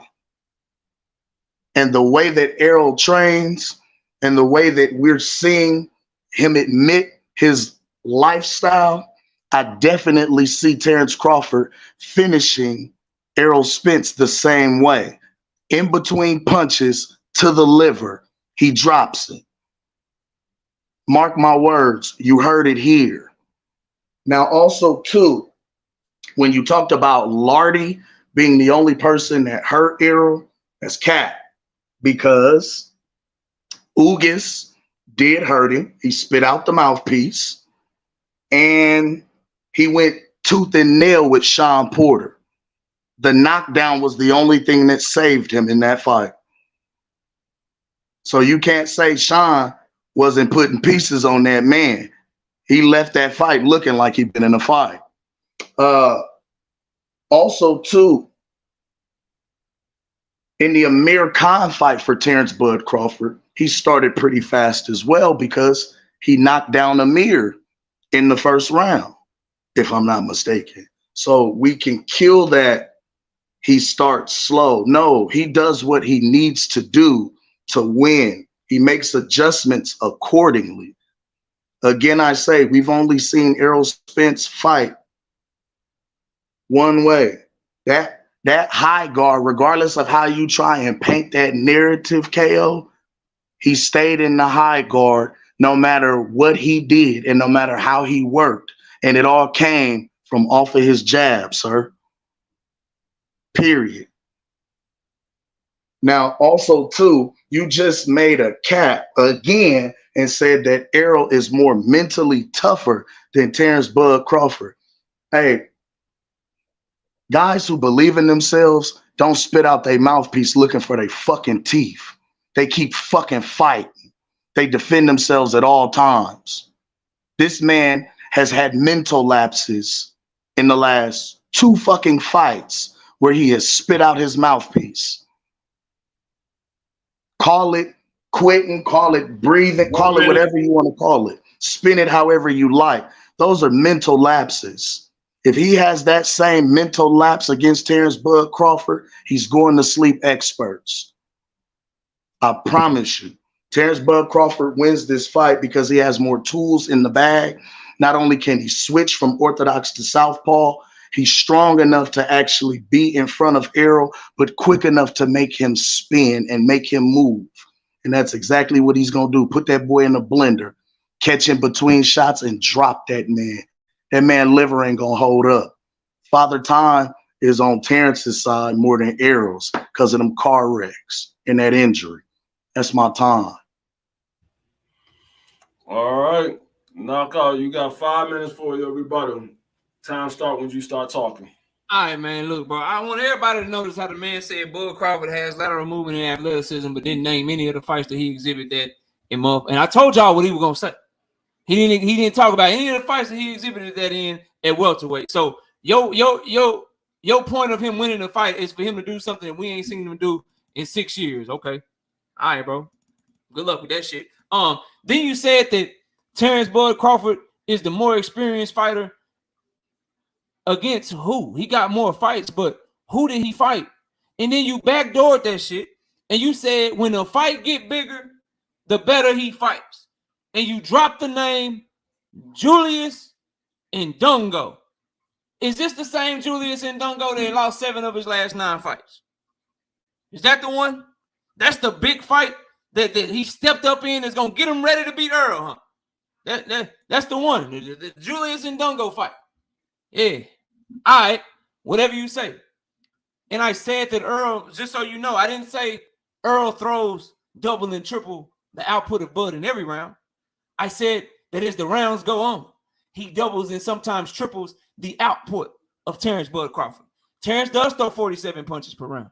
Errol does throw 69, but go look at what Errol throws in the later rounds. Use Ugas as an example. 7, 8, 9, you got over 100 punches. 5 and 6, you got about 80, 90 punches per round. So He doesn't throw as much at the beginning, but like I told you, that snowball going downhill, he will double and sometimes triple the outpoint of Bud Crawford, like I told you he would. Then you tried to compare them about the opponents that land on Errol, 9.7 punches a round. They land on Bud 7.5 punches per round. Well, when you fight better fighters, they gonna land on you more. When you fight guys closer to their prime, you know, Sean Porter in 2019 versus Sean Porter in 2021. Kell Brook as a champion in 2017 versus Kell Brook 2.5 years removed from the weight class with 2 broken eye sockets in 2020, almost 3 years later. You might get hit 2 punches more because you're fighting guys that are better than the guys that Bud Crawford are fighting. So I don't know how that can be a relevant point. Then you said that Errol has concrete feet, but I go back to your other point. You can't, like, Bud got concrete feet as well. If you want to call Errol concrete feet, Bud don't be moving, bro. Again, you got 5 minutes. Name the most recent fight. I bet you can't name one in the last 5 years. I bet you got to go back to 140. I bet you do. You can't name nothing recently. Then you talking about my cap. God damn. So your Dennis Ugas just stood there for Errol to punch him. He a punching bag, huh? So it had nothing to do with Errol Spence going to his body the same way he would do Bud Crawford. He painted Eugenius Ugas shorts, that ugly ass lime green Errol was wearing. Eugenius Ugas shorts was white, red, and fucking lime green by the time Errol got done with him. That's why he couldn't move, because Errol kept going to his motherfucking body. Okay. Then you talk about Errol speaking on his past. See, half of the truth is a lie. Errol did speak about being 185 pounds and blowing up in between round fights and shit. But what you forgot to mention is that he said, I don't do that no more. What you forgot to mention is that he also said, I have a nutritionist now. You don't want to bring that shit up, though, because it don't go into what you trying to point, the narrative that you're trying to paint. Then you said Bud will win the fight because of Errol Spence's eye injury, and we don't know what he looked like taking a punch. Took punches pretty well against Eugenius Ugas. And I ain't no doctor or nothing, but I know medical advancements have kind of helped us since 1980. And why am I bringing up 1980? Well, Sugar Ray Leonard had a motherfucking detached retina. And he came back and still beat Marvin Hagler after having a detached retina. So we just have to wait. 1 minute. You can't just say the man gonna be injured when he ain't showed no signs of it. Did he look like the car accident affected him in the Ugas fight? Did he look like the eye injury affected him in the Ugas fight? Look just fine to me. So I don't know how gruesome that injury is. If we got a dude in the 80s that was able to come back from it and be very fucking successful. Then you said guys that believe in themselves don't spit out their mouthpiece. I disagree. I think he got a hit out, number one. And number two, if guys don't believe in themselves, don't spit out their mouthpiece, don't guys who don't believe in themselves sign the fight, the actual fight that they said they would, and not fight a fucking bum? Don't guys believe in themselves? Don't they not contradict themselves? Don't they keep themselves from saying shit that don't make no sense? Like, I don't want the fight, I want the fight, I don't want the fight, I want the fight. So if anybody don't believe in themselves, it's the guy that lies. It's the guy that says one thing and then does another. Errol tells you motherfuckers, I'm going to do this, and then he goes and do it. Bud tells you motherfuckers, I'm going to do this, and then he does something else. Time. All right. You got 5 minutes for your rebuttal. The time starts when you start talking. Now, you just sat up here and said that Ugas did not hurt Errol when Errol himself is on record stating that he spit out his mouthpiece because he has veneers and he was looking for his teeth. That's not a punch. That's soft, KO. Make it make sense, my guy. That don't make no sense at all. Then you're still failing to talk about. So you talked about the nutritionist. The nutritionist is to help you lose weight. He said he doesn't do those things anymore, but we just caught the man drunk on the panel at a fight. So he's still practicing the same habits in between fights. What about the what y'all call the propaganda picture with him and Clarissa Shields, where he looks every bit of 175, 180? He looked like he was eating good. So it looks like the same methods were still being employed. If that were the case,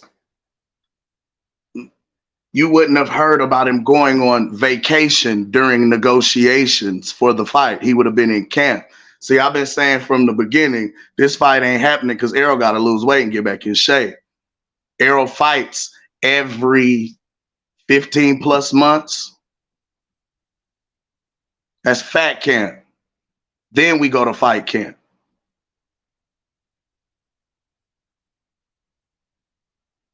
You gotta stop that cat, man. Stop that propaganda. Then also too, you talked about how Derek James is the trainer of the year. Well, you can't forget that Bomac also did win trainer of the year as well. 2018, when Bud became undisputed, Bomac won trainer of the year. So you can't say it as though this man doesn't have A1 experience and A1 coaching in his ear. Not only does he have one coach, he has three.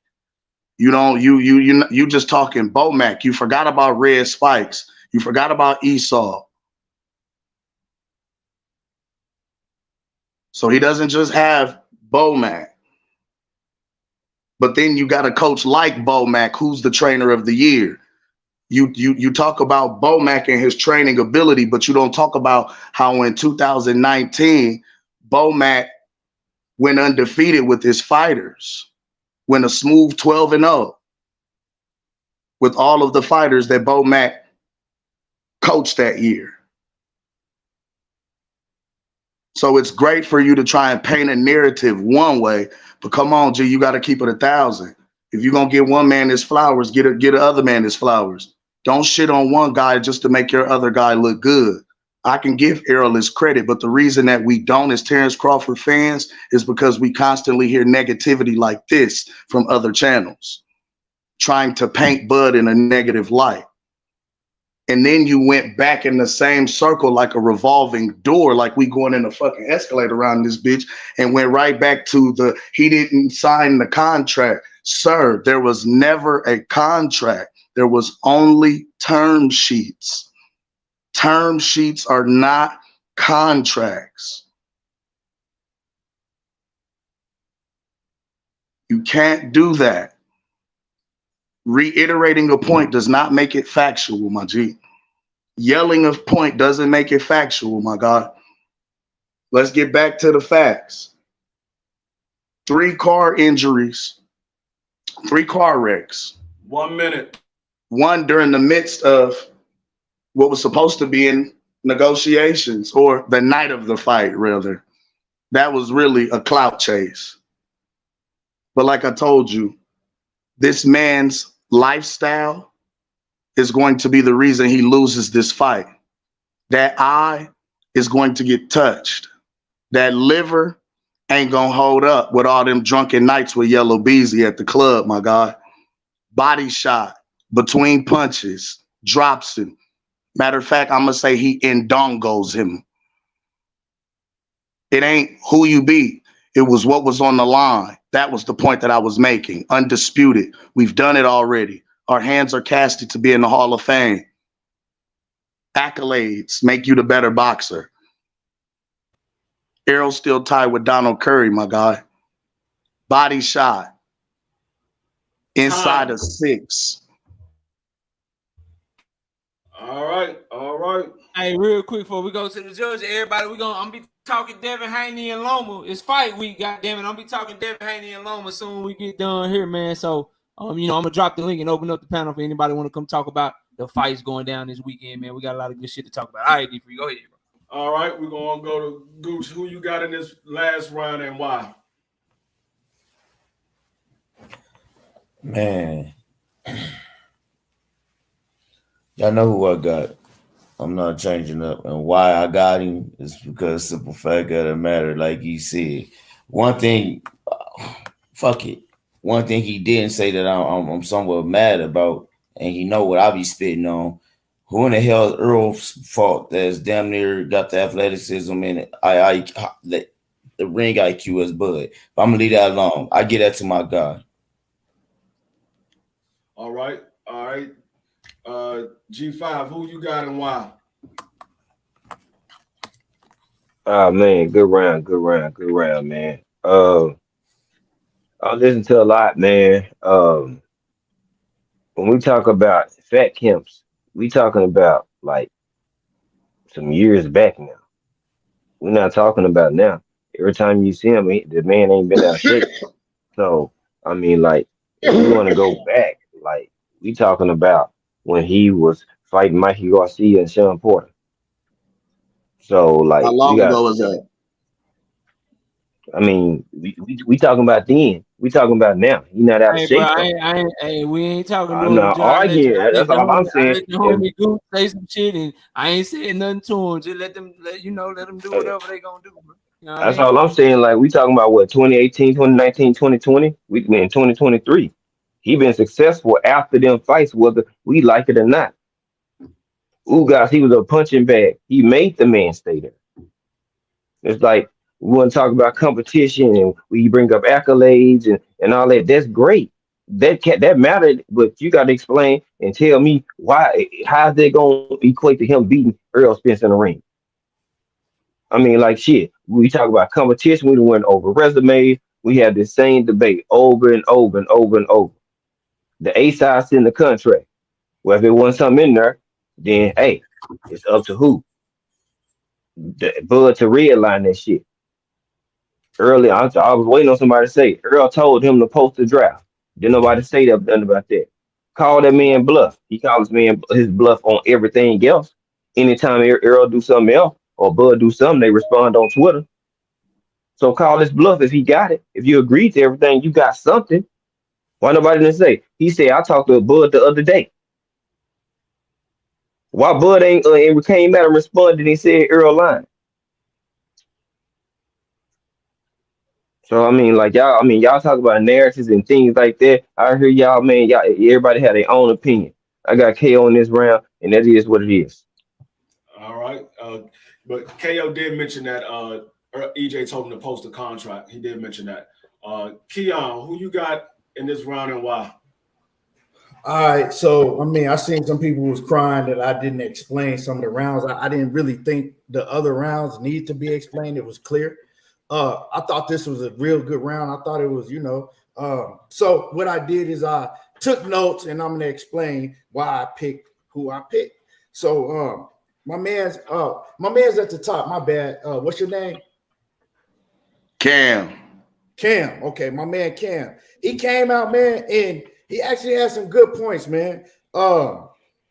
So when Cam came out, he pointed out how Bud is strong because he got a wrestling background, and we know that. We've seen Bud, he's very strong, and that was to rebuttal a fact that Errol Spence, that Errol Spence is just gonna bulldoze through him. And so yeah, he made that point, like, hey, Bud is strong. He's shown that he's strong.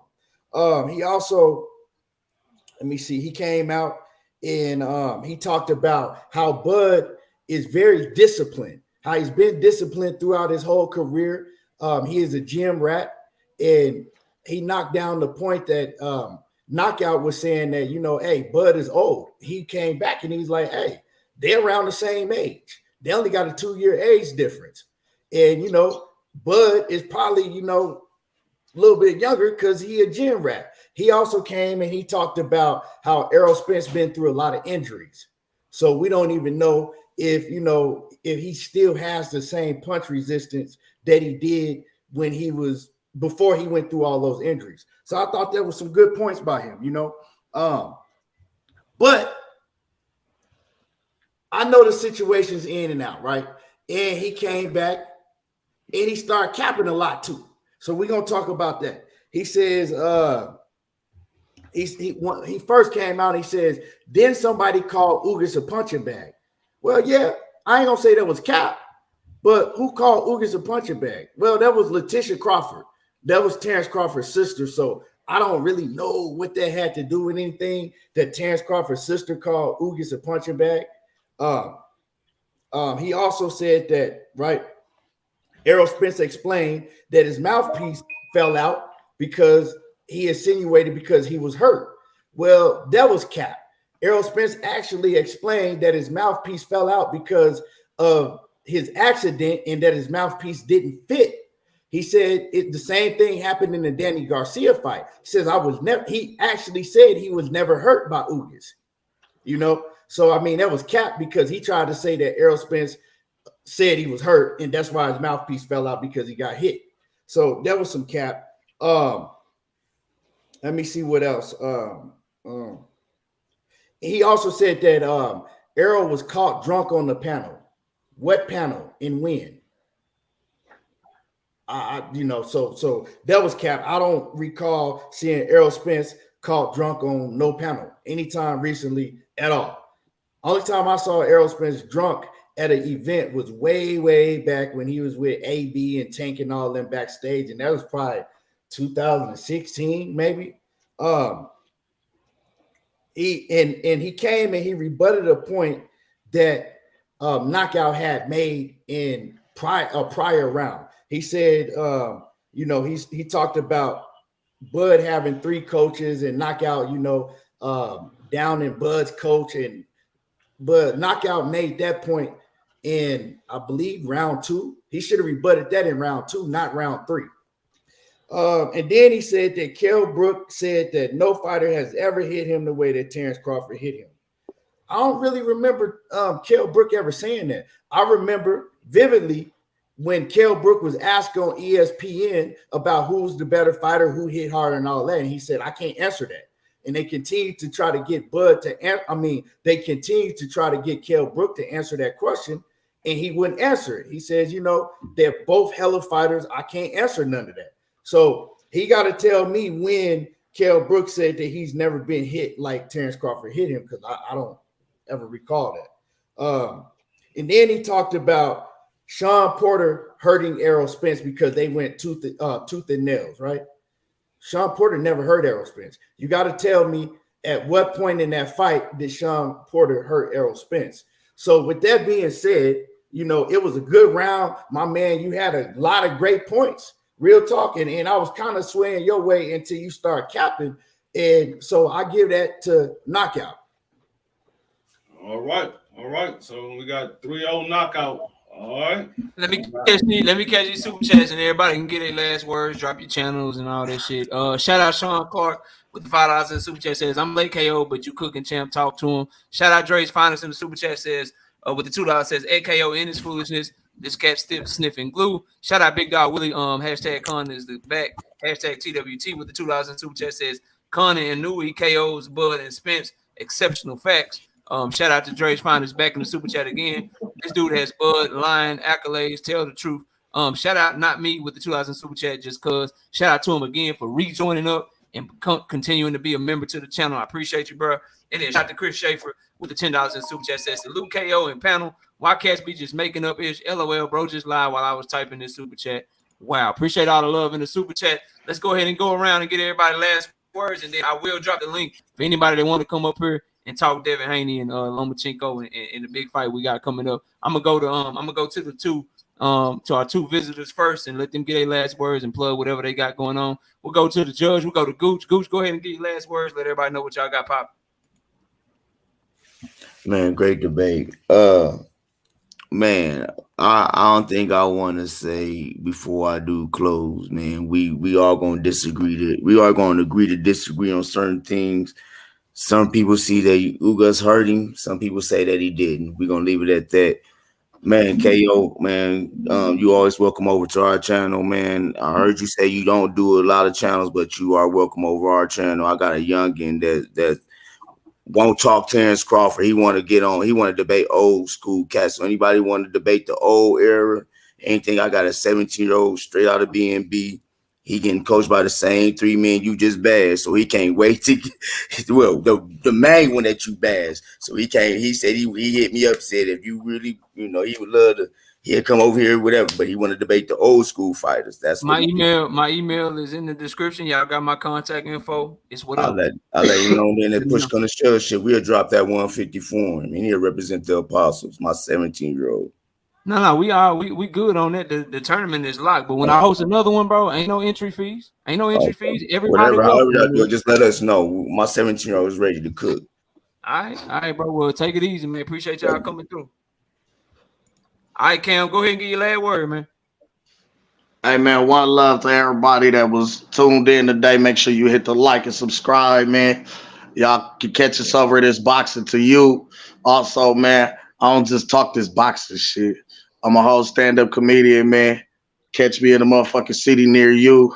I also do music. Booty Swang is available on all streaming platforms. Southern Soul, we in the motherfucking building. Sick and Tired is available on all streaming platforms. Go run that bitch up. Check it out. Holla at your guala, man. One love to you, man. Appreciate everybody. One love to you, KO. You know what I'm saying? Hey, you can always pull up to his boxing to you. We drop the link. We on Duck Smoke or Wreck. Come on through and cook. Talk your shit. You know what I'm saying? We don't do none of the other shit either. You know what I'm saying? We just keep it respectful. We talk boxing. You know what I'm saying? We all brothers, we all grown men, we all black. You feel me? So I don't try to hate on nobody's demonstration nowhere. You keep doing what the fuck you do. You know what I'm saying? On your side, we gonna do what we do on our side. If you ever want to pull up and link, you always welcome, my brother. One thing I could say is guys that are supporters from y'all side will talk a lot of shit, but don't really pull up and click links. We click links when y'all drop them. So y'all always more than welcome to come through, speak your opinion, speak your piece. You know what I'm saying? And it is what it is. You know what I'm saying? One love to all of y'all. North side, we in the building. Fall too, man. Y'all know what the fuck it is. What's your channel? It's boxing Drop to your you, link. man. Yep. I'm a post one in the chat real quick. But yeah, man, Well, we in Omaha, bro. Drop a comment first, because you ain't got no wrench over here, and then I'll wrench you up. Then you can drop your link. Just drop a regular. I got comment. you. I'm about to say, you want me to put it on the page, or you want me to put it in the private chat? You can put it in the page. Just drop a link on the page first, and then I got you. You know what I'm saying? I'll rent you, and then I'll let you do your thing. 100. All right, bro. I'll holler at you. All right, let me go to G5. G5, give your last words, man. Y'all clowning the name of his song and shit. Y'all crazy as hell. Go ahead, G5. Man, I just read the chat, man. They crazy as motherfucker. Hey, shout out to everybody. I hope y'all smash the like button on your way in or smash it on your way out. Man, keep my brother in the algorithm. Man, it's good debate. This Spence Bud situation, man. It's all about how you present your argument, man. Like everybody has who they feel they gonna win, but it's about how you state your facts, and kick your shit.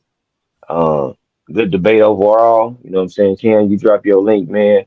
Um, Shout out to my brothers on the panel, my brother D Free, my brother Keon, you know what I'm saying? My brother Knockout, shout out to Gooch, shout out to Cam pulling up. You know what I'm saying? A lot of people won't click the link. You feel me?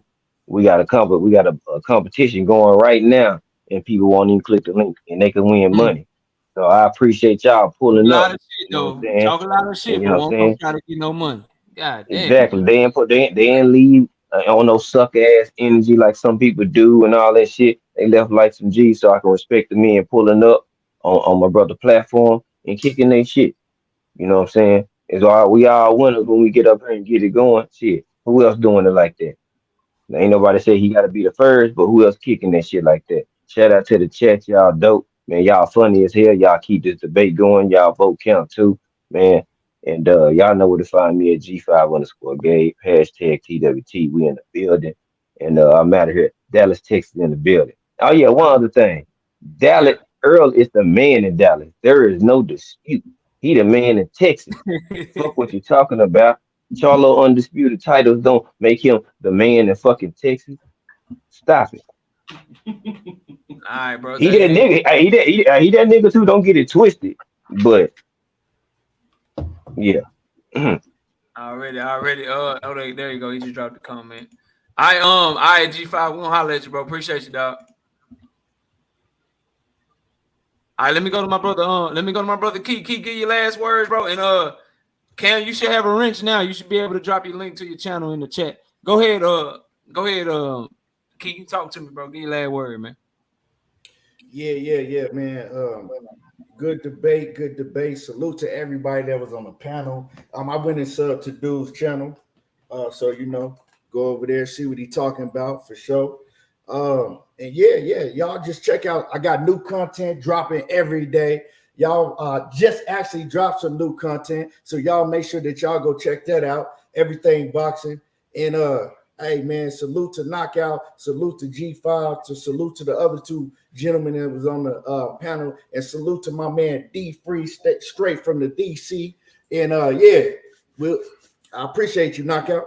Already, bro. I'll holler at you, man. Peace out. There go the link. There's the link right there, man. And y'all go check him out. Go subscribe to his channel. We respect those who respect us, and we show love to everybody that, you know what I'm saying, come through this motherfucker. If anybody got an issue with me, it's their issue, because they, for whatever reason. But we rocking over here. D Free, go ahead and talk to me, man. Give your last words, bro. And then we're gonna open up the panel and shit, man. But go ahead and give your last words. Knockout, don't do that shit no more, man. The second round you started laughing, made me laugh. I was trying to keep my composure. Don't do that shit. But look, bro, I just be, I done heard all the arguments before, bro. I just, Yeah.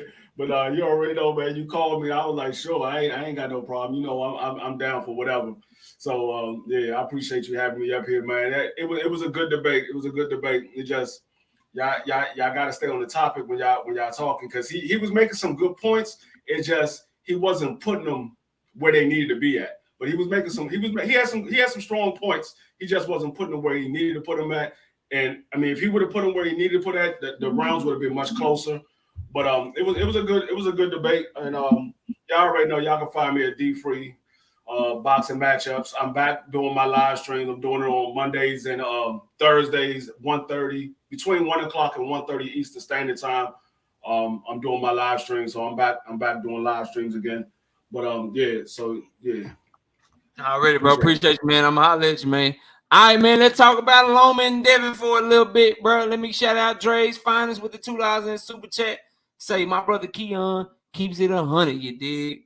Great show. You dig? Appreciate that, Dre's Finest. All right, man. Let's, what I'm talking about.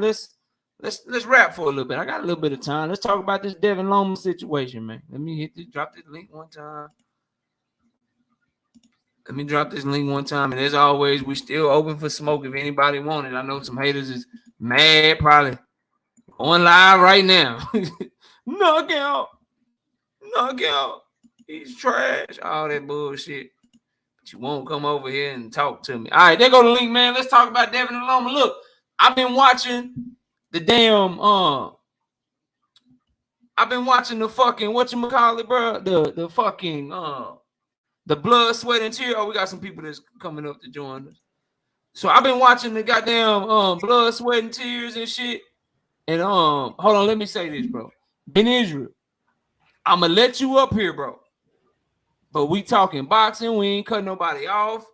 We ain't doing none of that. You already we had a conversation earlier today. Ain't no problem, but bro, don't come up here disrupting the panel and doing all that other stuff, bro. We good. We about to talk some boxing. You know what I mean? But Ben Israel has made his appearance, y'all. Ben Israel is back. You know what I mean? He is finally back. We ran him off and he came back, and we, it is what it is. That's water under the bridge. But let me so like I was saying, y'all, I've been watching the Loma and Haney shit, bro. I've been watching that shit. And I think a lot of y'all Haney fans got it fucked up, bro. I think a lot of y'all got it fucked up. Y'all acting like this man finna walk through Loma, dog. Now, if you want to have a conversation with me and you want to talk to me about Lomachenko getting opportunities that he didn't deserve, I fucking agree with you. Because if you're going to give Loma opportunities, then you should give not me, bro. Not me. You're a member, bro. Why would you let people know that? You just gave it away, bro. You just gave it away, dog. Why would you do that, bro? When that's your video, that is only for the members. Members, don't be mad at me. He just let the cat out the motherfucking bag, bro. He just let the cat out the bag, bro. So members, don't be mad at me. Y'all address your comments. Y'all address your comments to not me ass, bro. He just gave away a membership only video. Not me. Why would you do that to the people, bro? Let's go. Why would you do that to the people, bro? Hey, now they gonna be mad at me and shit. Now I can't play coy and shit. Now I gotta just sit here and I'm so fuck Tell it. the truth. Because Tell it's the not truth. me. Because it's not me. I'm gonna make the video public, bro. I might as well, bro. So y'all will get my reasons as to why I got who I got later on tonight or first thing in the morning. I'll make the video public. But with that being said, bro, y'all got it fucked up. Devin ain't finna run through no Lomachenko, bro. He not running through him. He's not running through him like, at all, bro. So I made my pick. I'm standing on it. I think I tried to pick it 3 picks too early on the first Kambosos fight. I think this is the one. Who you pick? I'm gonna pass it around, bro. Let me go to True Speaks. True Speaks, go ahead and talk to me, bro. What's up? Man, KO, you don't know how good it is to see that you done seen the light, man. It ain't that, bro. Hey, no I longer think the Devin great. is a better fighter, bro. I just think they got some fuckery going on, man. Oh, well, man. Hey, Loma, we already know what Loma's going to do. First off, Devin talking like he Mike Tyson in his prime. He calling Loma an amateur. He ain't never done nothing. Man, I missed the last Haney. I don't think I was born yet when Haney had a knockout. But, you know, it's all cool, though. Haney just, you know, building the fight. But, yeah, no, it's going to be interesting. Yeah, for sure. My thing is, bro, with that whole situation, I just believe that Loma good enough to get about 4-5 rounds up off of him, bro. I think he gonna have success with that straight left. Thank Father say, when you ever pick Haney in every single fight he's ever had up to this point, every single one, go check the channel, bro. I've always picked him, and I got him. I'm kind of hedging my bets. I ain't gonna lie.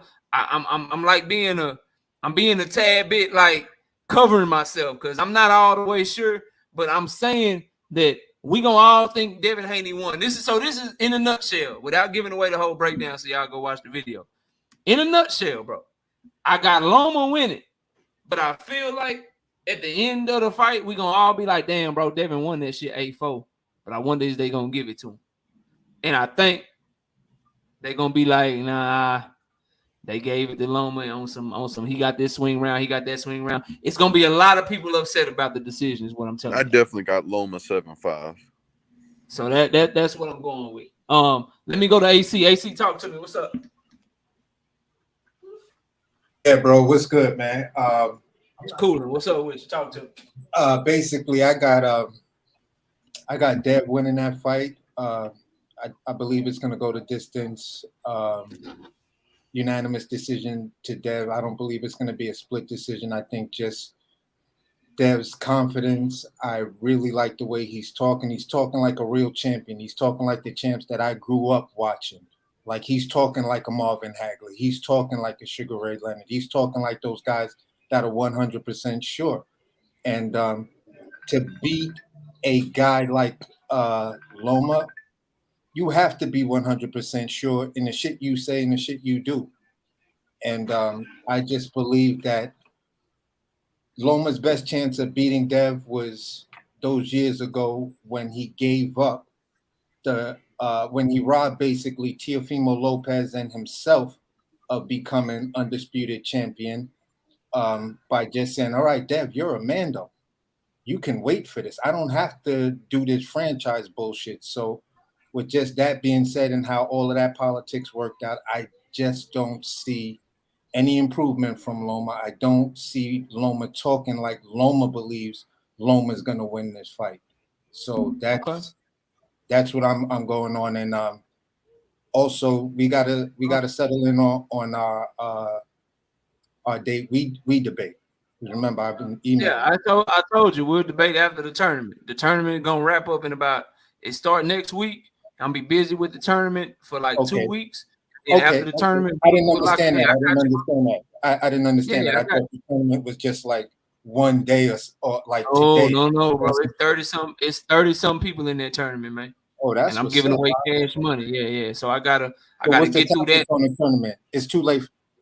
It's too late to join, but if you go to the community page, you click on the bracket. The bracket got it all explained out for you. Each person got a different topic. Everybody know what they debating in round 1, but don't nobody know what they debating in round 2. They know the topics, but they don't know what side they debating. We'll decide that at the coin flip after round 1. Everybody had the same exact amount of time to prepare. But yeah, the long story short, I got a bracket up, and I got a bracket up, and I got a video explaining everything in case you're interested. Right, so you just give me a whole lot more time to You just give me a whole lot more time to do some more in-depth research, so this way I could cook your ass. That's what's up. We'll see. We'll see. They all say that. They all say that. We'll see how it go. But let me go to first shout out Dre's Finest with $2 in super that says that's straight. That man was straight out of the comics. You dig, man? Shout out to you, bro. I appreciate you. And then Nick J, to answer your question, I think robbery. I just don't think they put this deal in place to give Devin a fair shake in this fight. This whole moment has lead up to this Loma shit, man. And I just believe that Loma is good enough to get 4 or 5 rounds off of Devin, and then they're gonna find another 2 or 3 for his ass, Nick. That's what I'm saying. I think he's good enough to get about 4 or 5, and then they're gonna find another 2 or 3 to give him. And I got Loma split decision, all because of some bullshit. I think we all gonna come in this motherfucker Sunday morning for the morning after show this Sunday. We gonna be mad than a motherfucker. We gonna be hot. We gonna be swearing up and down that Devin won clearly 8-4, but they gonna somehow find a way to give it to Loma because Loma gonna get 4 or 5 rounds. And that's why I kept telling y'all this notion that Devin about to 10 to him, 11-1 him, 12 on him, stop him, all that shit. Like, all right, bro. All right, say what you want about Loma, but that motherfucker can fight. And he good at closing distance, and he good at taking them angles out. And I just believe that he gonna have more success than the JoJo's and the Linares. And go look, they gave Linares 5 fucking rounds, bro. They gave Linares 5 rounds on 2 cards. You think they ain't got something for Devin, bro? I hope that I'm dead ass wrong. Thank Father say keep dreaming. I am rooting for Devin, bro. But I have take integrity, and I want to keep my record intact. So I'm going with what I believe is gonna happen. And if I'm dead ass wrong, bro, I'm dead ass wrong. I want Devin to win. I don't want Loma to get his scalp. I want Tank to get his scalp. But I'm telling y'all who I honestly believe is gonna win the fight, bro, based on everything that I know about the sport, how good I know Loma to be, the deal that they gave him. I don't believe you give him that shitty ass deal. You make him go to Australia twice. You push the Loma fight back to favor Loma to give him time to prepare. You get Loma ready by putting him in there with an athletic fighter in Jermaine Ortiz, right? You screw over Manny Pacquiao in the last fight of his top rank deal. I don't think you get to Devin Haney, who Bob Arum told. Do y'all think Bob Arum told y'all to bet on Lomachenko for no fucking reason, bro? Devin is clearly up against it, like because I believe in my heart that he gotta wash that man to win, like wash him badly. I can't pick him to just watch Loma like that, bro. I got Loma making it competitive enough for them to make a motherfucking case for him to win that fight, bro. And that's my take on it. D-Free, talk to me, bro.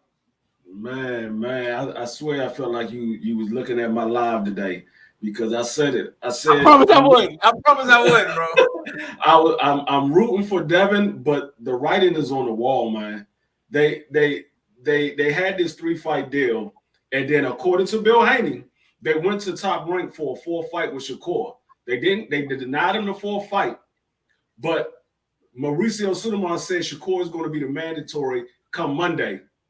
And Bob Arum told you the sure bet is Lomachenko. So if you know that Shakur is going to be the mandatory, and Bill Haney already came to you for a 4th option for Shakur Stevenson, why would you deny that unless you don't plan on Devin having those belts? So the writing is on the wall. I'm rooting for Devin, but I like I told everybody today on my live, I would not be surprised if Lomachenko win that fight. And the thing is, if Loma can make the first 5 or 6 rounds close to where it's a swing round, Devin tends to fade a little bit in the later rounds, and Lomachenko tends to come on in the later rounds. So if he can make it close to first 5 or 6 rounds and make a couple of those rounds swing rounds where the judges are giving Lomachenko the benefit of doubt, Lomachenko wins that fight. But I don't want it to be any robbery. I want it to be a good fight, and we can say, damn, that was a good ass fight, and the best man won. But I'm right there with you. I said that earlier on my live. I think the writing is on the wall for Devin Haney to lose that fight. Yeah, they said that young man got to be spectacular, and I ain't saying he can't be. He just got to show me, bro. It's hard to see Loma just getting washed like that. Nick J say she got Devin thriving adversity. Devin gonna stop him in 10 rounds. I bet you 25 push-ups. You can do the girl push-up.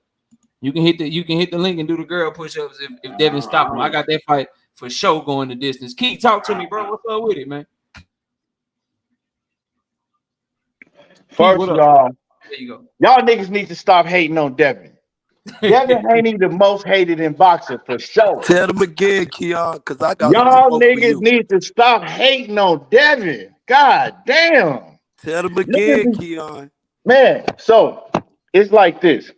Anybody that think Vasil Lomachenko is gonna beat Devin Haney, I want all the smoke. I don't want to do no push-ups. Put your bread up. You want money. What we You want putting y'all up? Put your money. bread up. I ain't betting his ass. You too rich for my blood, nigga. I ain't I ain't got betting no money. Facts. I ain't Nigga ain't betting doing it. no push-up. Bet y'all I just motherfucking don't want to do life. no Bet. push-up. I think Man, Get your True motherfucking paycheck, Speaks nigga. might bet you. You probably get a bet with True. I'm holding some money for him right now. The bet he got with A1. So y'all get that shit figured out. I ain't betting. yeah. Just to keep Let's it make straight, it happen. I'm rooting for Devin. I just think it's going to be some fuckery in the decision. I'm rooting for Devin. Man, come clean. Y'all got Lomas. Man, stop that. Come clean. Devin They gonna beat the don't shit got out of Loma. Devin. Their narrative They straight gonna beat Loma, the shit out Keon. of. They want to sit up here and talk about, oh, I got Devin. So Devin, EGB, let me ask you a question. do you got money on it? Let me ask you a question. Real Let me quick. ask you a question. Where's your bread at? Keon, I'm trying to hear your That's fight all I want to breakdown, hear. bro. Where's your money at? Keon, I'm That's trying to the hear your question. fight K breakdown. already said I got money on the fight, so I already got skin in the game. You trying to get in? Like that's the. But let me Keon, ask give you a me that question real fight quick. breakdown, bro. I need that from you. This What? night. Let him ask me what do you want to ask. Okay, Go so ahead. Bozo got 4 rounds off of Haney officially. Is Loma a better or worse fighter than Cambozo? That's all I need to know. I mean, Loma's better, right? Skill wise, right? But it just depends because certain styles make fights. You know, certain styles make fights. So we seen Jermaine Ortiz pretty much fuck up Loma with his footwork, right? His length and his jab. Now, to me, Devin Haney is a much better fighter than Jermaine Ortiz. And I'm not shitting on Jermaine Ortiz. He's faster, feet faster, much better jab. And Devin Haney, he's getting better and better. Each fight, he getting better. Now, I heard somebody say that judges gave Linares 4 rounds. Who said that? KO with the bullshit. KO, What up? you said that in the Linares fight, the judges gave Linares 5 or 4 rounds. Yes, bro. How many judges? 2 of them. I'll go He double talking check. about 2 live. I wouldn't. Damn, that's crazy. Let me cook real quick. That's crazy because I wasn't aware of that. Now keep cooking. That I I'm gonna wouldn't. look it up. I'm a fact.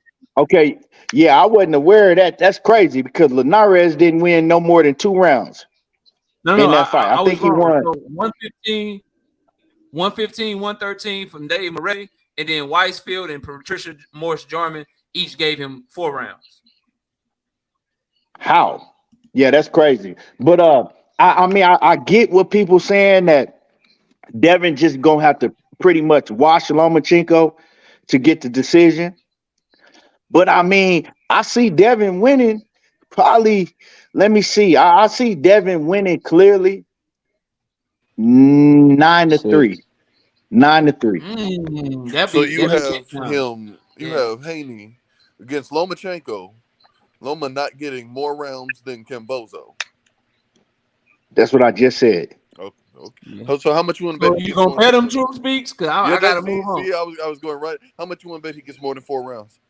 Nigga, bet me on the fight. Cut the bullshit out. Oh, you want Put your bread up. Y'all gotta come clean, man. Y'all half-stepping Do you want to bet on the fight or not? We ain't fucking betting rounds, nigga. Do you want to bet on the fight or not? I just said Can you go to bet MGM and bet how many rounds one fighter wins? Because I already got a push-up bet and I already got money on the line. So what? Okay, do you want to bet on the fight or not? Yes or no? Let's talk money. Okay, go ahead. Come on. What you got? What you want to put on it? $100? We can do 100.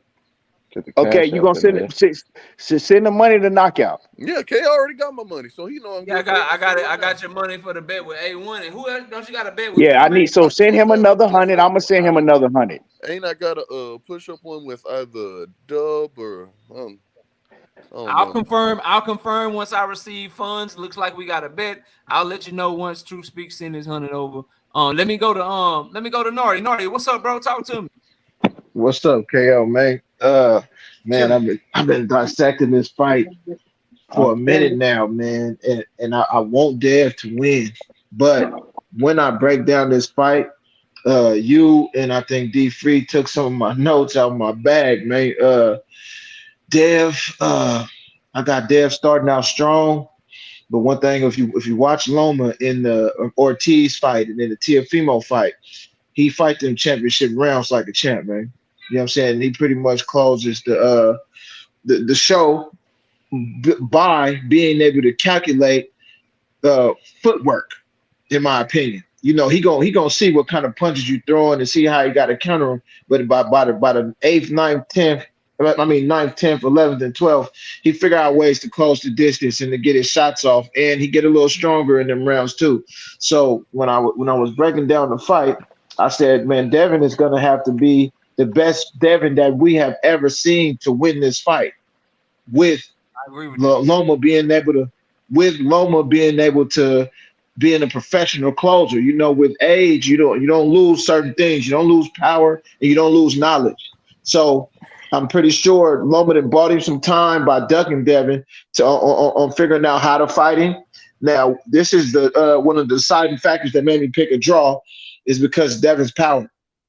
I'm not a person that think Devin doesn't have any power, but I feel like Devin likes to be defensively responsible, so he doesn't sit down on all of his punches. And with Loma being as quick and agile as he is, I know for sure that he's pretty much going to be pop shotting, and Loma's going to close the distance around 8, 9, and it's going to turn into a fight. I feel like Loma going to use his experience to edge out the latter rounds, and it's gonna come down to the 12th, and I got it a draw, man. Already, I can confirm to everybody. This is on wax at the at the 2 hour and 27 minute mark. I have received $100 from Truth Speaks for the bet with my brother Keon. I will let y'all know when I get the $100 from my brother Key. But Truth Speaks has sent his $100. I got it. I can confirm that I have received it. So yeah. Let me go to who ain't spoke yet? Jay Nori, what up, bro? Talk to me. What up? Man, is this fight week? All these like on the fence takes. God damn. A lot of on the fence takes, man. You ain't talking about your boy, is you? You think I'm on the fence, bro? I mean, you got people saying I got Devin, but Devin's power, and then people saying I got Loma, but you know Devin's good, but you should win on the cards, man. This fight ain't going to no goddamn cards. So you saying I should stand on him up? Everybody got to stay on there. This fight not going to cards. You the homie. Hold on, I'm being super honest.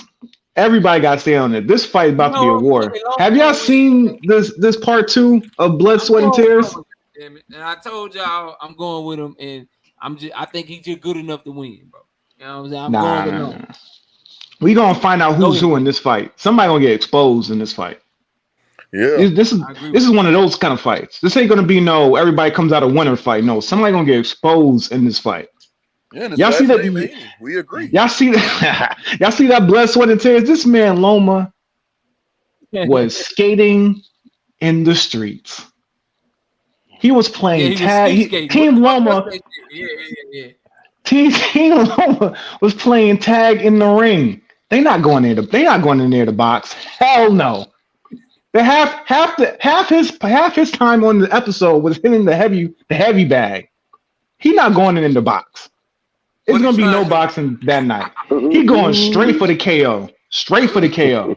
So then he not boxing nothing that night. Higher KO percentage or all I know is Loma got popped and he is southpaw. That left is gonna be there all night. So with Dev's best chance, he gotta sit down his punches. He's not gonna be able to outbox Loma convincingly to get the judges. It's not gonna happen. And I don't think the judge is gonna be trying to rob him. I just think it's gonna be a hard fight. He gonna have to get him out of there. Nah, he gonna have to wash him. Either get he's not gonna be able to wash him. It's gonna be an ugly fight. Loma not gonna let him get washed. He gonna make it ugly. He gonna grab him. He gonna hit him low. He gonna headbutt. He gonna windmill. He's not gonna allow do it. that. It's only when Devin starts to clinch is Loma gonna start twerking and get out of it. When Dev start clinching, he gonna start Lomachenko slapping them goddamn. knees, slapping them We're hips. not finna play like he a dirty knockout. fighter. We want to talk about dirty tactics. We can talk about Devin Holden if we want to be real. And it really depends on the referee they get on the fight. Dog said Because Hey, for y'all get Dude acting like Lomachenko Marcos Madonna or some shit. They being Yeah, fact. No, Hey, I ain't saying before we that. get But going too much, disrespectful. let me go to Quills. I'm sorry if I'm saying your name wrong. Quills G. What's Quills good, G, bro? talk to me. What's up, bro? All right, so what's going on, fellas? Me personally, Welcome to the panel too, bro. I ain't never had you up here. Salute to you. Welcome to the panel, man. Go ahead. nah, I've been up here before. I just changed my name. My shit was like, I don't know. It was something else before. I've been up here though. Yeah, it's all good, bro. But I got Devin on some shit, bro. Cause like, I'm just go ahead and be honest. Like, ever since the DS fight, he just been getting better, bro. Like he just been getting better. Like, and it's just like he had the DS fight. He went into the two Cambosos fight. He went, you know what I mean? Went across the pond for the two Cambosos fight. And I just feel like every time he fought since then, like the elevation and the skill and everything just got better, bro. Like everything this man do now is just better, bro. Like the so focus quick is there. question: what fighter has Yeah. he fought since Diaz that fought in that same True style? speaks, you gotta let people speak, man. I couldn't even finish my goddamn take because he in his feelings, man. Damn. I'm trying to help your boy out. You know these Devin fans about to tear his ass up. How? Go ahead. Let Quills go. Let Quills Sorry, trying to hype up the fight and everything. But it's not Y'all let him go. always Go ahead. about who you fight. It's about what you show when you fighting people.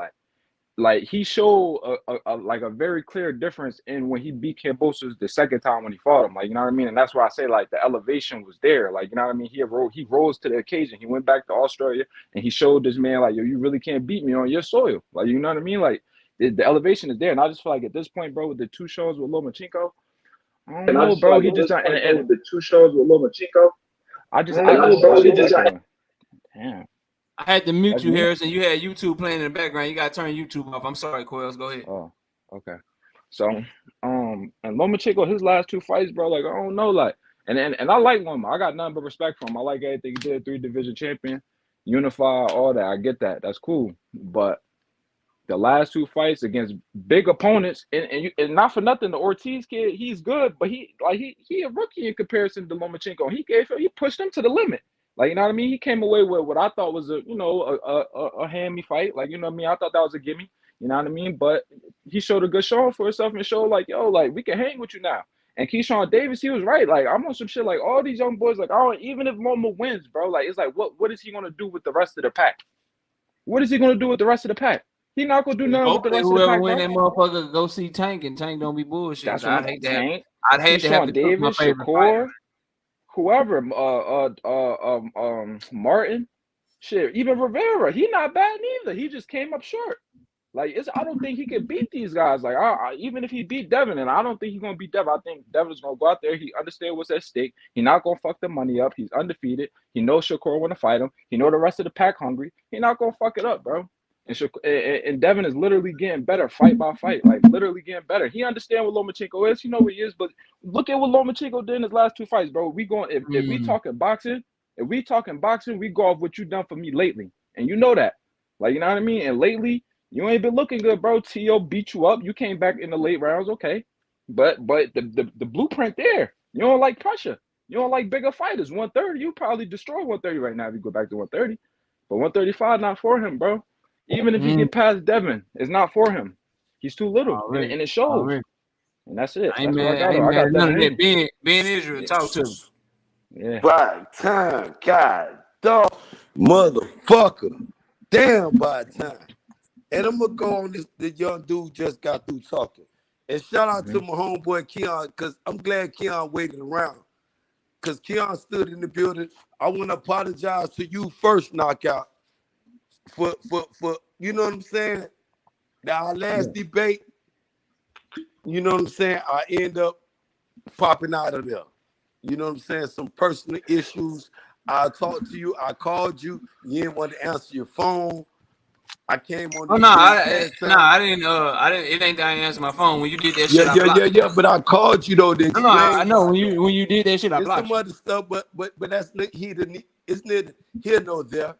I'm past that. If you past that, I Yeah, want I'm my cool. still That's why I debate let with that's why you. I let you up I here. want But it wasn't. my That's why I let debate you up with here. you. It wasn't that I wasn't answering the phone when you did that. I blocked your number so you couldn't get through. I know you blocked my number. Yeah, I You didn't. took my wrench. You did the shit. Dub right side did the same shit you did. Shout out to Dub. He followed your lead, got mad at me. Oh, you Dub. Man, but anyway, though, Bro, don't never put that on my name. I ain't block your number, nigga. I called you. Don't put that on my name. The nigga did the shit, though, KO. Blocked me from his shit. He just Don't want said me he to didn't, join bro. his shit. But it's still, Listen, man, I talk pull up on them niggas about shit Devin, like bro. the Talk about virus. Devin. But I Talk want to about talk. Devin, But bro. anyway, we talking about Devin Haney and Lomachenko. Let's get back to that. And the young brother who was just talking a minute ago, knockout, I thought you or Keon was gonna make sense like this brother just made. And you and people, like I told you before, knockout, Devin is the most avoided dude at 135. I If can you look at confirm that the I other also two have kings, Keon's money for the bet. The bet is locked in you for ain't gonna let me Keon and True finish. Speak. I'm Y'all go gonna ahead. I'm gonna let you talk. But you ain't gonna let me finish because you told me when we was talking earlier, I said these niggas on some weird shit over there. Bro, You know I what was I'm saying? telling But I them said that I'm the gonna bet pull is up on the locked in. panel. Man, you gotta listen. The bet is locked in. I'm talking about they bet they got. Go ahead, bro. But I know you like Lomachenko though. I could No, I go don't. on, but I want to give the brother his roses a minute ago who it just made sense to you dudes. Cause I was like, damn, boy, if you Appreciate let it, me bro. go behind him, I'm gonna kill you, knockout. Like I've been telling you, I got permission to call Devin the Nightmare. Y'all call him the Dream. Devin name is Devin the Nightmare Haney. He turning them motherfucker dreams to nightmare. That's what he did in his road to undisputed knockout. This what he did. It could be Tank Davis, Ryan Garcia, Teofimo Lopez, even Lomachenko. I'm glad you bringing up Lomachenko and we got to fight next week. Because this your favorite fighter, knockout. Look me in my eyes. And Who you my know favorite this your fighter? favorite fighter. Who my favorite This fighter? fighter, Lomachenko. Hey, This why you oh, sitting you up out here your talking about, mind, man. oh, Hell nah. I'm edging Devin. I knew you was gonna edge Lomachenko. But guess what? Devin finna show you something. Just like that brother told you a minute ago, just was talking, the little young brother. And I'm telling y'all sit up there and think Devin and Nightmare Haney is something different, something sweet. Just like he told y'all, every fight from JoJo Diaz, motherfucker Linares, you seen improvement to motherfucker about Cambosos 2 times knockout. If you ask the young brother, the 2 times, the last time was more impressive than the first time. Beat the shit out of him. Lomachenko gonna get the same shit. Beat the shit out of him. Y'all talk about a robbery, ain't gonna be no motherfucking robbery. It's gonna be present. It's gonna be just like its title, undisputed. You gonna see an ass whooping on Lomachenko like no other gave Lomachenko. The Nightmare gonna unleash something that none of y'all thought that he can unleash on a motherfucker. Y'all gonna see why Tank Davis, my homeboy knockout from Baltimore, ducking the Nightmare. You gonna see why. Saturday night, y'all stay tuned, Keon, because I'm gonna be on your platform. Because you were the same one saying, yeah. Now y'all believers. Don't be no believers now. Nigga, what the fuck is you talking about, man? Pass the mic to somebody else. This It's nigga not just gonna age well. rambling off at the goddamn mouth. I gotta wrap the show anyway, bro. Let's go around real quick. Everybody give your last words. Ben, we appreciate you. I'm gonna have you hop off. Sugar J, I see you in the back. I'm not letting nobody else on. I'm about to get these brothers' last words, man. We had a debate today. We talked Devin for a little bit. I will be talking Devin and Loma in depth on Wednesday night, though, when we do our live stream on Wednesday night. Shout out Rozilla Jones with the $5 in super chat says, what Loma say when Devin got in the ring with him? This is no lightweight, this heavyweight. That man know Devin finna tag his ass up all night. I can't wait to see it, and I hope y'all are right. Let me go to Jay Nori. Jay Nori, give your last words right quick, man. So I'm gonna try to finish the rest of my take now. What I was saying is, hey man, this about to be a war. We're about to find out who's really who in this fight, man. I'm so glad Devin got a chance to get a real legacy fight. He's the second fighter out of all these young fighters at 135 that actually got a legacy fight. Tio got his. He hasn't been able to work off of it best. I mean, he got up to 140 playing around right now, but he has a chance to make it up. And right now, Devin's going to get his legacy fight. So we will see if you are who you say you are. Loma and Dev. I'm out on that. Already, bro. Appreciate you, man. Take it easy. Let me go to Quills. Quills, get your last words right quick, man. Yes, sir. Wrapping it up straight up. I got Devin. You know what I mean? He getting stronger. I feel like, you know what I mean? I think he should move up after this, honestly. If he should just take the dub and just move up and explore what he could do furthermore. And, you know what I mean? I'm going to be back Wednesday to check out the show, to talk more and listen to the in-depth. And that's it, man. Like, I'm going to be around. I'm listening. I'm tuned in. But I got Devin. That's it. Already, bro. Appreciate you, man. Take it easy. Let me go to Harrison. Go. I know these are your first words, but go ahead and get your last words too, man. I'm wrapping the show. Yes, sir. Can you hear me? Yeah, I hear you loud and clear, bro. Go ahead. Yes, sir. Got 2 quick points to make. I'm gonna forget all of the other stuff that I agree with you on about Devin Haney being on the top rate card in Vegas, needing to show aggression, not fighting on the back foot, using only a jab, thinking that he's gonna get a decision on this weekend. Forget all of that. At this point, besides all of that, if you watch the Top Rank All Accesses, I forget what they're called, Blood, Sweat, and Tears. At some point in the episode 1, Devin Haney states that he wants people to remember him as a person and that boxing is going to fade off and that he is going to be as a person bigger than boxing. Who the hell do this kid think he is? Ali was bigger than boxing for the stances that he took outside of the ring. Devin Haney putting on gold teeth? Come on, cuz, stop it. You can't be like he's not borderline. I'm gonna tell you where I think he's at. He's as delusional as Rolly and Bullet are. We all know what Rolly and Bullet do and what they look like this weekend. That kind of comment there, and that's facts. You can go back and watch that first episode. The man said that. He thinks he's going to be bigger than the demise of boxing. What has he done now or even proposing to do that will do that? He's out of his mind. So delusional. That was really all I wanted. On top of the other stuff he's facing with Top Rank and Bob and needing to do something. I'm glad you came up here too. When you finish, I gotta tell you something. Go ahead.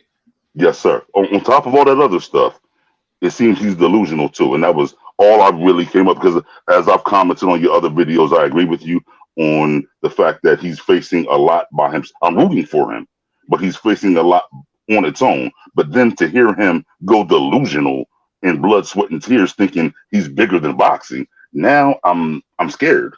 All right, I'm sorry. Thanks for allowing me up. I got you. I wanted to tell you to your email that you sent me. No props. You just when you come to debate, you just need to bring your you had to have your quotes and your facts or whatever. I don't have time for people to share screens and props and all that because if something go wrong, that's your time. And remember, you only got 5 minutes to cook for the first round, second round, and third round. So if you make it that far, so I would just say whatever you come prepped with. Have that shit written down, have it typed up, however you want to lay it out, or memorize it, whatever it is you want to do. But no props and no putting stuff in the chat. I would just say quote it, where you got it from. We will be fact checking. We can look it up as you go, and that way we'll be able to see where you got your information from. But no props. Yes, sir. I appreciate that. I kind of gleaned that from listening to you debate tonight and other times. So I've kind of got myself together where I know to just point to where I got it from and not necessarily need to drop the link. People can look it up for themselves if they don't believe me. Okay. All right, man. Well, I appreciate you, bro. And I'll see you next week, man. Good luck. Appreciate you, sir. All right, peace. All right, let me go to my brother. Let me go to Nardi. Nardi, go ahead and get your last words real quick, man. Man, my boy sound like James Earl Jones or somebody, boy. But yeah, I never been this sure about a draw in my life, bro. Because Devin's skill is gonna do what he's gonna do, and Loma's experience is gonna do what he's gonna do, and it's gonna end up in a draw. You know what I'm saying? And shout out to the panel, shout out to everybody with these you know what I'm saying, analysts analyzing the fight, and appreciate you, KO. And I'm back in Always, study bro. mode, bro. Good luck next week, man. If you got any question on the rules, y'all need to let me know this week, because next week we hit the I'm ground about to go running. watch the video. You said it's a reference video. I seen the Yeah, topic. I it's didn't a know that it video might on it. flip flop. Yep, it's a video on it. Have you looked at the bracket yet? Yeah, I seen the bracket. I seen the topic. I'm about 10 fights in already, so I'm just about to go watch the reference video about the rules, and You then got a I'm gonna be good one. straight, bro. Is yours the heavyweight topic? No, mine is Marquez and Eric Morales. Yeah. I'm looking forward to hear how y'all cook on that. Okay, all Yeah, right, no, bro. that's a great. Yeah. All right, You know, yeah. we trying to make it fun, man. I appreciate you, bro. I'm gonna holler at you, man. All right, brother. All right, peace. Hey, and for everybody that be like, oh, it's bias, knockouts bias, you won't see a Gervonta Tank Davis, Devin Haney debating that motherfucker, and you will not see a Errol Spence, Terence Crawford debating that motherfucker, because I'm a judge and I cannot be swayed on those topics, so I wouldn't even do y'all like that. I got good topics. Y'all should go check out the brackets, bro. The finals, whoever make it to the finals, that topic fire. That topic fire. Floyd Mayweather versus Ray Leonard? Shh. What? Man, y'all better pay attention. Truth Speaks, talk to me, man. Go ahead and give me your last words, bro. Man, Devin, the nightmare hasn't registered a knockdown since 2019, but he's going to come in here and just stomp through Loma. The only thing that's a dream is Devin Haney's chances of winning on Saturday. But salute to ETB for handing me the money. I appreciate my opponent Dub here. You know, it's always love there. And thank you for bringing me on, KO. Who y'all got? Ortiz Stanleonis, and he finna get his ass drugged. Mop the fuck up. I like that. We got a lot of great topics, y'all. I suggest the audience go check out the goddamn bracket, man. All right, Truth Speaks, I'm gonna holler at you. Shout out to my brother Truth. Yes, sir. All right, peace. All right, Key, talk to me. Key, give your last word. I appreciate you judging. You came up talk boxing with me for a little bit, man. I appreciate you, bro. What you got? Man, appreciate you. I mean, Truth Speaks. He just proved what I said. Niggas be hating on Devin Haney. And then my man Darth Vader that was up here earlier, this nigga was actually mad about to punch a hole in this wall because Devin Haney said he want to be remembered for the man that he is and not like the fighter. You know what I'm saying? The man was actually mad because Devin Haney said he want to be remembered for the man he is. Like I said, niggas be hating on Devin Haney for real. But anyway, just make sure that you have my $200 coming back to me. You know what I'm saying? Right where it should be. I ain't gonna run off on the plug, bro. I ain't gonna run off on y'all, man. I got you, bro. I don't know what's wrong with these niggas hating on Devin Haney like they be doing. But man, I appreciate you, Knockout, man. Great show. Great debate, man. You swept that thing. For anybody crying, acting like you didn't win, we already know what they is. But man, they crying right now. They somewhere. I guarantee you, they somewhere crying right now on somebody that don't like you know what it is, bro. I ain't even gonna. We already know what it is, man. But salute to everybody in the chat. Go check out the new content. Like I said, I'm gonna continue dropping content for y'all, and I'm out. Appreciate y'all. Hey, bro. Peace out, man. Peace out. Shout out, My brother right side late to the party, but he in this bitch, man. What's up? Hold on. Let me see something. All right, go ahead, right side. Go ahead and get your last bars off, bro. What you got? How's everything going? Are you going live? What's going down? Nah, man, I ain't at the crib right now, man. We had I went fishing this weekend, spent some time with the family up North Georgia a little bit. So we had a late Mother's Day today, you know what I'm saying? So me and my son, we kicked it with my mama and cooked and all that kind of stuff, cleaned and all that for her, and showed her love. So I'm still over at her crib right now, so I ain't even at the house. So we won't be live tonight, but we will be live. Hell, I might go live tomorrow. I think I'm gonna go live tomorrow, Wednesday and Thursday this week to make up. But I gotta say this. It's the same shit you pulled, KO. The first Cambosis fight, it's the same shit. I don't want to hear the weigh-ins. I don't want to hear no changing of opinion. I'm standing on this. I ain't going nowhere. And that's the weigh-in is part of the reason. Another reason, too, man, bro. Your boy has an uphill battle on his hand. We can talk about it. We're gonna talk about it on Wednesday. I will be. What you want? I will be rocking with you Wednesday. I'll be rocking, so we will talk about it. We will definitely talk about it, man. My second thing I have to talk about this to the great brother Ben Israel. That's my dog, man. I fuck with Ben, but don't come up here lying. Don't come up here capping. Was that me or you? Hello. Testing 1, 2, 3. Yeah, you good. You good. Go ahead. So don't come up here capping talking about anybody blocked you. I was the one calling your ass during the debate and after the debate looking for you, motherfucker. Don't say that. Don't do that shit. And then finally, man, great show, KO, man. Great debate. I caught most of the debate. Man, hell of a job again tonight, man. Man, with me and you, I got to talk to you. I see what you was talking about, what we talked about before. I see what you were saying now. And me and you, we got to rock on that a little bit. I got a few more ideas, but man, shout out to everybody. Devin is gonna put hands, feet, and like I told you, the first Cambosis fight, they could be trying to rob him all they want to. It ain't gonna be a possibility. And if it is a possibility, the shit gonna be looking worse than what happened with Rolly this weekend. It'll be even worse. Possibly one of the large. They got faith in him, goddamn it. Damn. Possibly one of the worst robbery we ever seen, because Devin will go in and he's gonna beat Lomachenko. I got him beating him 10 rounds to 2 at worst, possibly 11-1. Shit, and shout out anybody who calling the stoppage. I ain't even mad at that, because I think Devin, he got some shit to prove. He got some shit he want to get off his chest, and this will be the time to do it. And so, man, you sound like a Bud Crawford fan. All right, it is what it is. You can call me whatever you want to call me. I bet you whatever you want to bet, Devin don't get no stoppage, man. I bet you 100 push-ups, 200 push-ups. What we doing? Are you there? Are you there?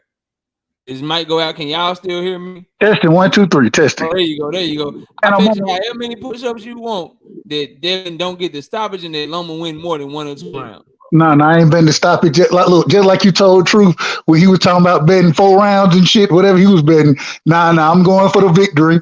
All I'm worried about is the W in the ring. That's all I'm worried about. And Devin will get it. I guarantee it. I will stand on it. And come here and cook me on Sunday if y'all all right. I'll be live morning, me and KQ right here. Y'all come on in and cook me if your boy do what say he gonna do. That's all I can tell you, bro. Hey, man, real quick, man, shout out to Miss KO as always for allowing us to have your time. Shout out to you, my brother. You're doing the people's work, and we will be in contact, bro. All right, man, I'm gonna holler at you. Shout out to everybody that came through. Miss KO, appreciate you. All the debaters, all the judges. Appreciate y'all, coming through and getting killed, man. Like this shit.